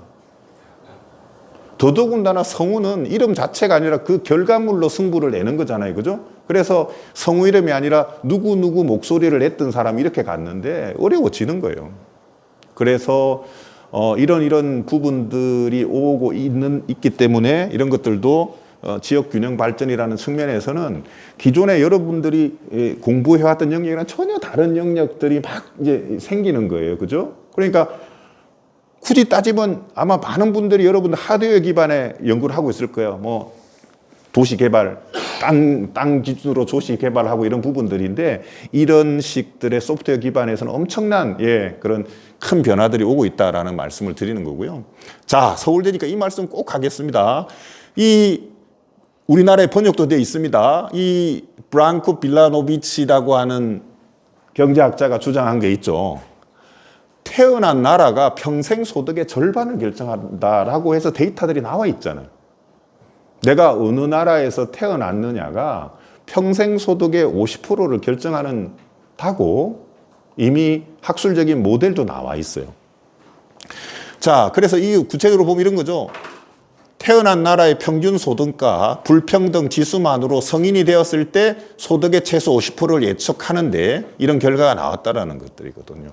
그런데 이게 우리 나라 안으로 오면 어떻게 되겠습니까, 이제는? 어느 도시에 태어났다라는 게 똑같은 모델로 평생 소득의 얼마를 결정하는 연구해야 됩니다, 이제. 그렇지 않겠습니까, 그죠? 이런 거 과제에 막 써내야 돼요, 여러분들이. 받아가고. 지금부터 여러분들처럼 똑똑한 사람들이 데이터 기반으로 조사를 해 나가야지 막연히 우리가 이게 엄청난 거예요, 여러분들 한번 생각해. 그래서 그건 우리가 다 인정하잖아요. 그런데 이 문제가 어떻게 풀렸습니까? 이민이라는 걸 통해서 많이 현실적인 답은 이민 협력이었잖아요, 그죠? 그래서 국제연대하고 그래서 유엔이라는 쪽에서 어쨌든 돈을 걷어서 무상 원조도 하고 우리도 참여하고 이런 식의 전체적인 그런 그 이니시티브가 존재를 하는 반면에 우리 만약에 서울에 돈 걷어서 부산에 돕자 그러면 어떻게 되겠어요? 그래서 제가 좀 거친 표현이지만 굉장히 곧 닥쳐올 문제라는 거예요. 이런 부분들을 우리가 잘 볼 필요가 있다라는 것들이고요. 그래서 인공지능 시대는 아주 멋진 신세계다. 이건 부인하지 않습니다만 엄청난 변화, 특히 사라질 일자리가 중요한데 반대로 보면 이미 사라질 일자리는 내가 신경 쓸 바 아니고 이걸 통해서 어떻게 돈을 벌지는 많은 사람들이 하고 있고 이게 역시도 쉽지는 않지만 도전이라는 거죠. 그래서 새롭게 생겨날 일자리 그리고 제도 법률 변화 등등을 우리는 고민을 해야 될 거고 우리 서울대 환경대학원 입장에서도 이런 부분들에 대해서 뭔가 이니시티브를 가지고 갈 필요가 있다 이런 말씀을 드리는 겁니다. 자, 말 참 잘 만들어내죠. 이런 거 여러분 잘해서 자꾸 그래서 제가 선빵을 날려야 된다고 해야 되는 게 인공지능 디바이드 이런 말을 씁니다. 이게 무슨 학술 용어입니까? 그냥 쓰는 거예요. 여러분들 그래서 저널 쓸 때 이런 것들을 잘 하고 칼럼 같은 데도 그냥 칼럼이 아니죠. 여러분들 페이스북이라든지 이런 자꾸 쓰셔야 돼요. 그래서 그걸 인용해주고 하는 것들인데 그냥 인공지능과 관련해서도 이렇게 차이가 난다라는 거잖아요. 그죠? 그래서 디바이드라는 말을 가져와서 하는데 보시면 직장에서 챗GPT와 같은 생성 AI를 사용해주고 있느냐 글로벌 직장인들은 얼마나 활용하냐 이런 부분들인데 제가 이걸 이렇게 쭉 생각했을 때 부산, 서울 한번 비교해보고 싶었어요. 그런 걸 하셔야 된다는 거예요, 여러분들이. 응? 그리고 부산 안에서도 서울도 강남, 강북을 해볼 수 있겠죠. 가령 대치동. 응? 그런 데서는 아마 입시 공부 때도 많이 할 거예요, 기본적으로. 그래서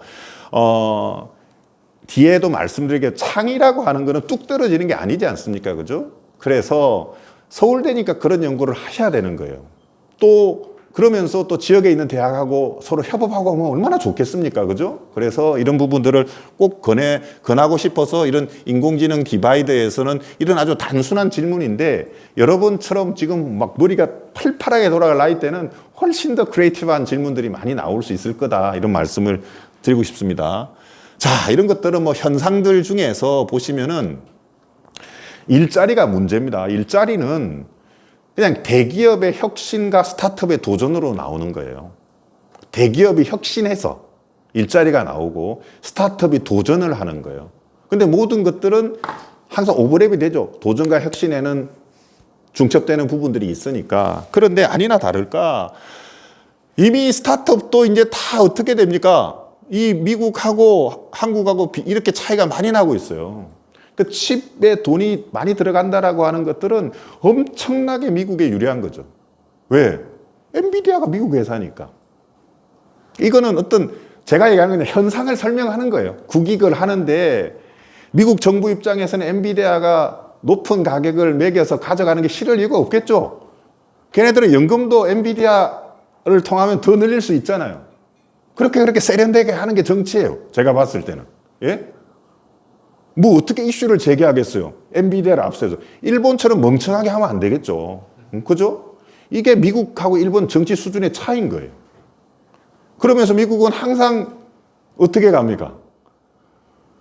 엔비디아 같은 정말 똘똘한 기업이 있으면 미국이 품위를 유지하면서 갈 수 있는데 미국도 과거처럼 안 되니까 티내게 실수를 많이 하잖아요. 그래서 자, 한국과 지금 미국이 이런 정도의 차이가 많이 나고 있다라는 말씀을 드리는 거고요. 자, AI 칩 얘기하면 이거 굉장히 우리 고민해야 될 문제입니다. 그래서 여러분들, 아유, 내가 여기 서울대인데 우리가 무슨 같이 해. 이거는 글로벌 환경에서는 안 통해요. 응? 자, 이런 와중에 보십시오. 서울대 데이터 센터 따로 꾸리고 고대 따로 꾸리고 부산대 따로 꾸리고 이러면 되겠습니까? 그죠? 이제는 인프라 똑같은 거예요. 예를 들어서 도로라고 하는 것들은 누구나 쓸 수 있는 거잖아요. 그죠? 아까 말씀드렸죠. 그 인공지능 세계 붐인데 서울대생들에게 계산 속도까지 빨리 하는 짐을 떠넘기면 되겠어요? 그거는 여러분들이 할 일이 아니에요. 그죠? 학교 당국이나 정치하는 영역에서 여러분들은 정말로 인공지능 기술 자체를 잘 개발하면 나머지 속도랑 데이터가 국가나 아니면 다른 쪽에서 해결할 때 이게 우리가 따라갈 수 있다는 것들이거든요. 그래서 제가 말씀드리는 거는 나 혼자 이렇게 하는 시대가 아니라는 거예요. 나 혼자 이렇게 할 수 있는 시대가 결코 아니다. 그래서 혹시나 여러분들이 학교를 나와서 좀 더 영향력 있는 그런 위치에 갔을 때 항상 그런 생각을 좀 가져달라 이런 말씀을 꼭 부탁을 드리고 싶고요. 이거는 뭐 생략하겠습니다. 이건 짧은 건가? 한번 볼까요?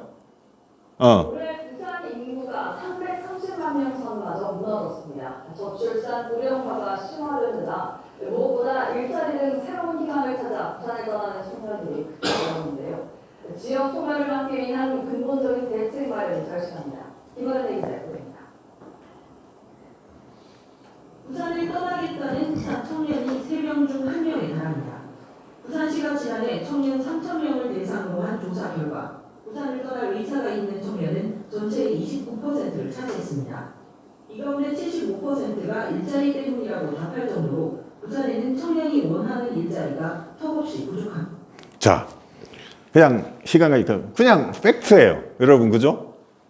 이거 뭐 KBS가 이 정도 방송했다면 상황이 얼마나 심각한지 알겠죠, 여러분. 예?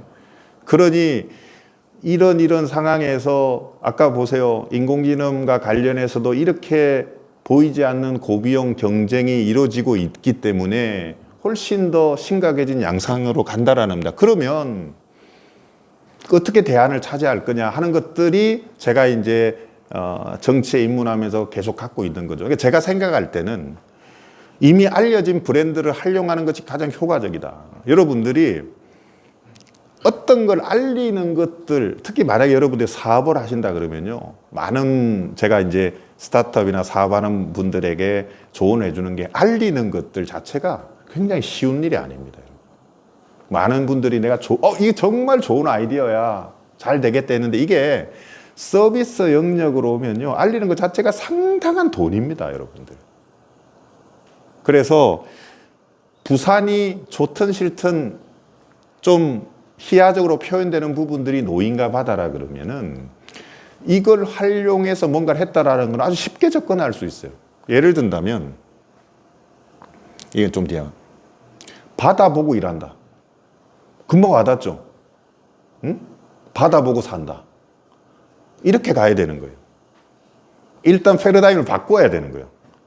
나 오후에 반차 내고 해수욕하고 있다. 이게 불가능한 일이잖아요. 서울에서. 그죠? 대학도 마찬가지예요. 예를 들어서 야, 내가 오후에 수업이 없는데 우리 해수욕이나 한번 할까? 요트 한번 탈까? 무동력으로. 이렇게 패러다임을 가져가야 된다는 거죠. 정치인이 등장해서 이런 부산에 와서 살아라. 흔들리지 않아요, 여러분들? 예?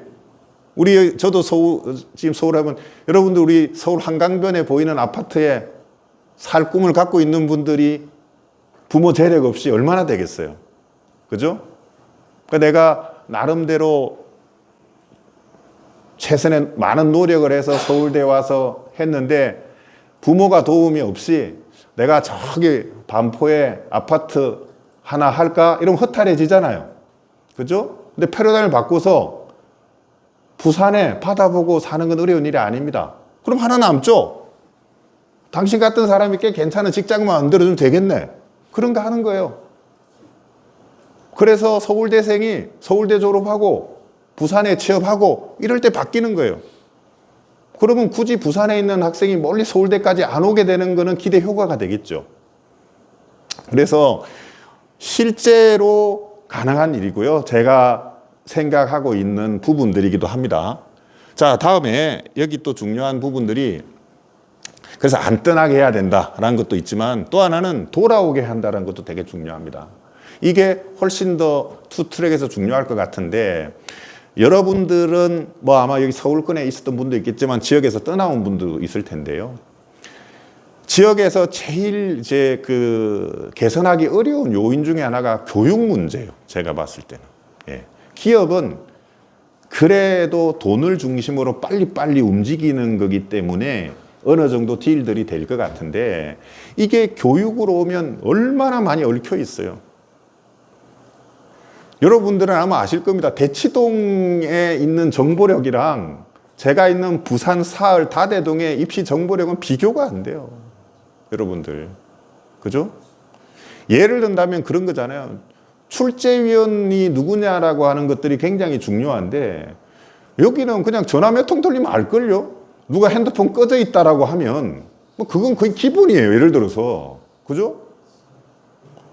갈수록 문제 하나 잘못 내면 어려워지기 때문에 그냥 똘똘한 사람들이 가까이 전화해가지고 가령 뭐 박 교수님 계세요? 그러면 이런 식이 되는 거예요. 그렇죠? 그러니까 우리가 무슨 그래서 인공지능이 문제를 내면 좀 달라지겠죠. 저는 그런 생각도 해요. 사람이 개입해서 하면은 그렇다고 보세요. 지역에 있는 교수가 올라가면 소문이 금방 나겠죠. 얼마나 이게 딜레마. 그래서 아까 제가 앞서 넘어갔던 것처럼 보십시오. 결국 창의적으로 해결할 수밖에 없어요. 응? 창의적으로 해결해야만이 해결이 됩니다. 왜? 그러면 어떠라고 이런 얘기 참 많이 하거든요. 그래서 이제는 창의적인 역량으로 문제를 풀 수 있는 사람이 정치도 해야 되는 거예요. 학교랑은 좀 다르죠. 학교라고 하는 부분들은 여러분처럼 포텐셜 있는 분들이 일을 하게 되지만 정치인들은 자기가 문제 해결을 해야지. 문제를 던져주거나 이런 문제가 있습니다라고 하는 위치가 아니잖아요. 그래서 창의적인 게 중요한데 그러면 이 창의라고 하는 것들은 여전히 이 양반 얘기가 저는 되게 와닿아요. 그죠? 그냥 커넥팅 하는 거야.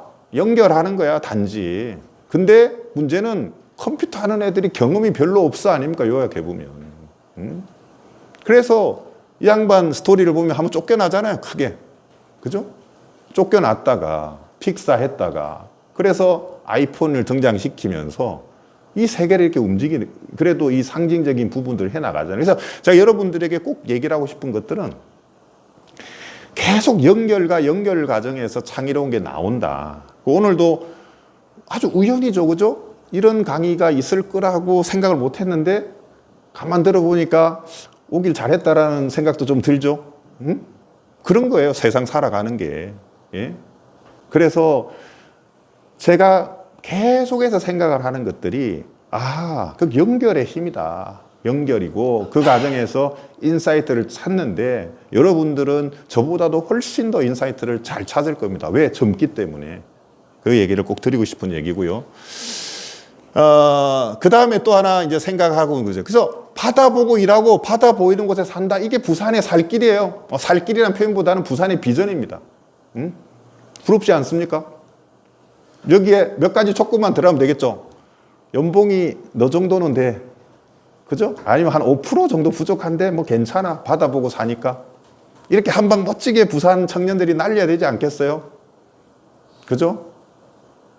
그런 부분들에 명쾌하고 이렇게 해서 저는 제가 기업하는 분들에게 부산에 기업 유치하자고 계속 얘기할 거예요. 여러분들 현대기아 자동차가 핵심 지역이 어디라고 생각하세요? 현대기아 울산이라고 생각하시는 분 혹시 있습니까? 이거 또 절대 비하는 아닙니다. 울산 분들 오해하지 마십시오. 저는 그냥 얘기를 하는 겁니다. 여러분들 현대자동차도 그렇습니다. 현대기아 자동차도 R&D가 기반이 되지 않으면 못 가요. 그나마 현대기아 자동차가 독과점이지만 그래도 R&D 해내서 전기자동차 따라가고 지금 잘 하고 있잖아요. 현대기아 자동차의 R&D의 핵심이 어느 도시인지 혹시 아세요? 예? 그 양자 아닙니다. 그런 거 여러분 조사하셔야 돼요. 그러니까 다시 말씀드리면 나는 현대 기아 자동차에서 일한다 그러지 굳이 그 동네 얘기 안 합니다. 예. 그런데 그게 서울권에서 어느 정도 가능하고 또 그 지역에 어느 정도 사람들이 모여 있기 때문에 뭐 크게 불편하지 않고 또 내심 여기 잘해서 내가 언제든 서울 갈 거다라고 하는 현실적인 생각이 있기 때문에 가는 거죠. 여기 하다가 안 되면 삼성 가든지 그럴 수 있겠죠. 그 정도 친구들이 있다면. 그리고 현대자동차는 뭐 노조도 탄탄하고 해서 삼성처럼 뭐 성과급 가지고 저기 안 해도 되고 이런 메리트 참 금방금방 계산하는 거예요. 그죠? 그러니까 다시 한번 말씀을 드리면은 하지만 그 아무리 현대자동차 내가 뭐 양재동의 삼성전자의 핵심이라 하더라도 받아보고 일 못해요. 받아보면서 못 살아요. 그리고 거기서 월급 팍팍 모아도 반포에 한강 보고 살려면 쉽지 않아요. 예, 그런 부분들을 또 이렇게 파고들어서 우리 좀 젊은 사람들의 좀 움직이도록 하고자 하는 그런 생각들을 또 제가 갖고 있다라는 말씀을 드리는 겁니다. 그래서 이런 거죠. 지역 특성에 맞아야 된다. 그러면 그 구체적으로 좀 더 뭐 할 건데 이랬을 때 이제 제가 생각했던 것 중에 하나가 이제 e스포츠 같은 거였어요. e스포츠고 그 다음에 건강해야 되겠다. 두 개는 이런 거죠. 자, 그러면 우리 수명이 점점 길어지고 있잖아요. 그죠? 그러면 60 전후로 이제 우리 한국식 시각으로 내가 이제 아들, 딸 어느 정도 해줄 만큼 다 했고 이제 나는 좀 가성비 있게 좀 살고 싶다. 그런 분들에게 부산은 굉장히 매력적인 곳이다라고 얘기할 수 있는 거죠. 그분들이 반포 살 수 있겠어요? 한강변. 그런 분들 자체는 아예 대상이 아니죠. 기본적으로. 그러니까 가령 이런 거죠. 내가 서울대 교수로 65세 정년을 마쳤으면 그런 분들은 제가 부산에 올 수 있도록 설득 한번 시켜보려고 그래요. 이제 부산에서 사시라고. 받아보면서 그렇게 사시라고. 그런 부분들 말씀드리고 싶고요.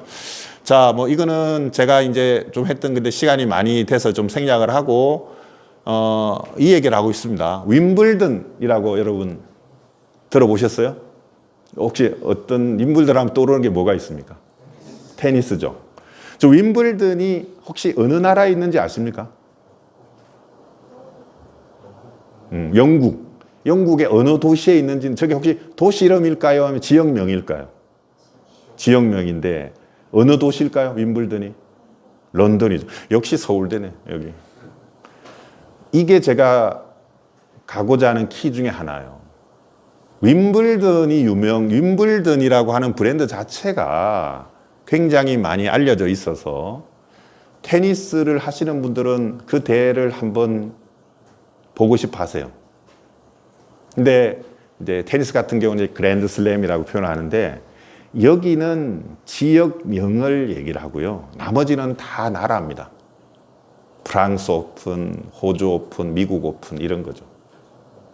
근데 왜 여기는 이런 동네 이름이 나오느냐? 왜겠습니까? 그게 퍼스트 무브예요. 먼저 했기 때문에. 그죠? 그러면 윈블든을 어딘지를 알 필요가 없는 세상이죠. 내가 저기 한번 가보고 싶으면 그냥 이제 챗GPT에 물어보면 되지 않겠어요? 아니라 하더라도 뭐 구글 가가지고 윈블든 가는 그 항공 티켓 하면 이게 런던에 있었네. 그러면 간 김에 런던도 볼게. 이렇게 되는 거죠. 런던 간 김에 윈블든 가자라고 하는 경우보다는 윈블든을 간 김에 런던을 보자라고 하는 부분들이 크고요. 데이터 기반으로 봤을 때 영국에서 가장 단일 종목으로 많은 돈을 벌어들이는 게 바로 윈블든입니다. 그러니까 부산 같은 데가 이렇게 돼야 돼요. 자, 광안리 여러분들 들어보셨죠? 다대포 이런 거 들어봤죠? 바다를 보면서 e스포츠를 응원할 수 있는 곳은 굉장히 부산이 매력적입니다. 자, 중국이라고 하는 나라도 해안이 있겠죠. 뭐 상하이라든지. 근데 그 나라의 특성상 젊은 사람들이 한 10만 명 모이는 걸 허락하겠어요? 미국처럼 총기가 허락되는 데서 10만 명이 그게 되겠어요? 밤에? 일본도 마찬가지고요. 그러니까 실제로 수만 명이 바닷가에 모여서 스포츠를 즐기더라도 사고가 없고 심지어는 쓰레기도 줍고 간대요. 이게 이미 뉴스도 다 있어. 오늘 좀 시간이 있으면 좀 보여드리는데 실제로 그런 것들은 어마어마한 포텐셜입니다. 그래서 이 브랜딩화 되는 게 없는 거예요. 여러분들 e스포츠라고 하는 거와 관련된 브랜딩된 도시가 없어요. 그래서 부산이 이런 거 선점해야 된다. 그러니까 지스타라고 하는 거는 또 다른 거예요. 그래서 항상 보세요. 부산 영화제 있죠? 그게 글로벌하게 메이저라고 생각이 될까요? 유의미한 의미는 있지만 그 부산 영화제가 전국 글로벌한 영화를 이끌어 간다고 하기엔 한계가 명확하지만 이건 열려 있다라는 거예요. 그래서 이런 것들을 부산시장 같은 사람들이 해내야 되는 거예요. 두 번째, 그래서 제가 생각했던 두 번째는 자, 아까 노인이라는 걸 했잖아요. 사실은 노인이란 말 자체는 아주 중립적입니다. 늙은이잖아요. 다 늙게 돼 있을 거고. 그런데 수명이 길어지고 그렇기 때문에 굉장히 중요한 키워드가 하나 등장합니다. 건강, 예방, 그런 거죠. 아프면 꽝이에요, 여러분들. 유병장수, 이거 원치 않아요. 그죠? 그러면 우리가 치료라고 하는 영역은 상당히 이미 배려가 높습니다. 하지만 예방이라는 영역은 한번 해볼 만하다라는 거예요. 그죠? 그래서 이 부분과 관련해서 가령 예를 들어서 제가 이렇게 고민하고 있는 부분들을 쭉 썼습니다. 예. 그래서 이런 부분들로 해서 한번 해볼 만하다라고 하는 것들이 제가 갖는 거죠. 그래서 이런 거예요. 바다 보고 살고 바다 보면 일해라. 건강한 노인이 많은 도시다. 이리 와라. 그래서 제가 이제 학자는 아니고 그냥 나름 자수성가 기업인으로서 이런 균형 발전을 생각하는 이제 정치인인데 그래도 서울대니까 이런 얘기를 할 수 있는 공론의 장이 생기는 거예요. 기본적으로. 심지어 한동훈 씨가 격차해서 주장했습니다. 그죠? 그러니까 이거는 무슨 특정 정파나 이런 부분들이 아니에요. 그러니까 우리 입장에서는 격차 해소를 국민의힘의 에이스가 잘하는지 민주당의 에이스가 잘하는지 이런 게 될 때 청년들이 정치에 관심을 가지고 도전하고 하지 않겠습니까? 그죠? 그래서 특히 학교에 계신 분들이 자꾸 불러야 돼요. 자꾸 이렇게. 왜냐하면 생각을 해보세요. 여러분들이 연구를 한 게 정책이 반영돼서 바뀌어야 될 거 아닙니까? 그래야 이 선순환이 되는 거잖아요. 그죠? 선순환이 되는 거죠. 이공계 쪽은 기업이 그 역할을 하고 있어요. 그죠? 근데 저는 아까도 얘기했죠. 이제 정신 차려서 지자체도 그런 걸 해야 된다. 배달의 민족 이런 게 코드가 뭐가 어렵습니까? 그죠? 근데 항상 뒷북해서 다 하고 났는데 그 앱을 만들어서 하면 되겠어요.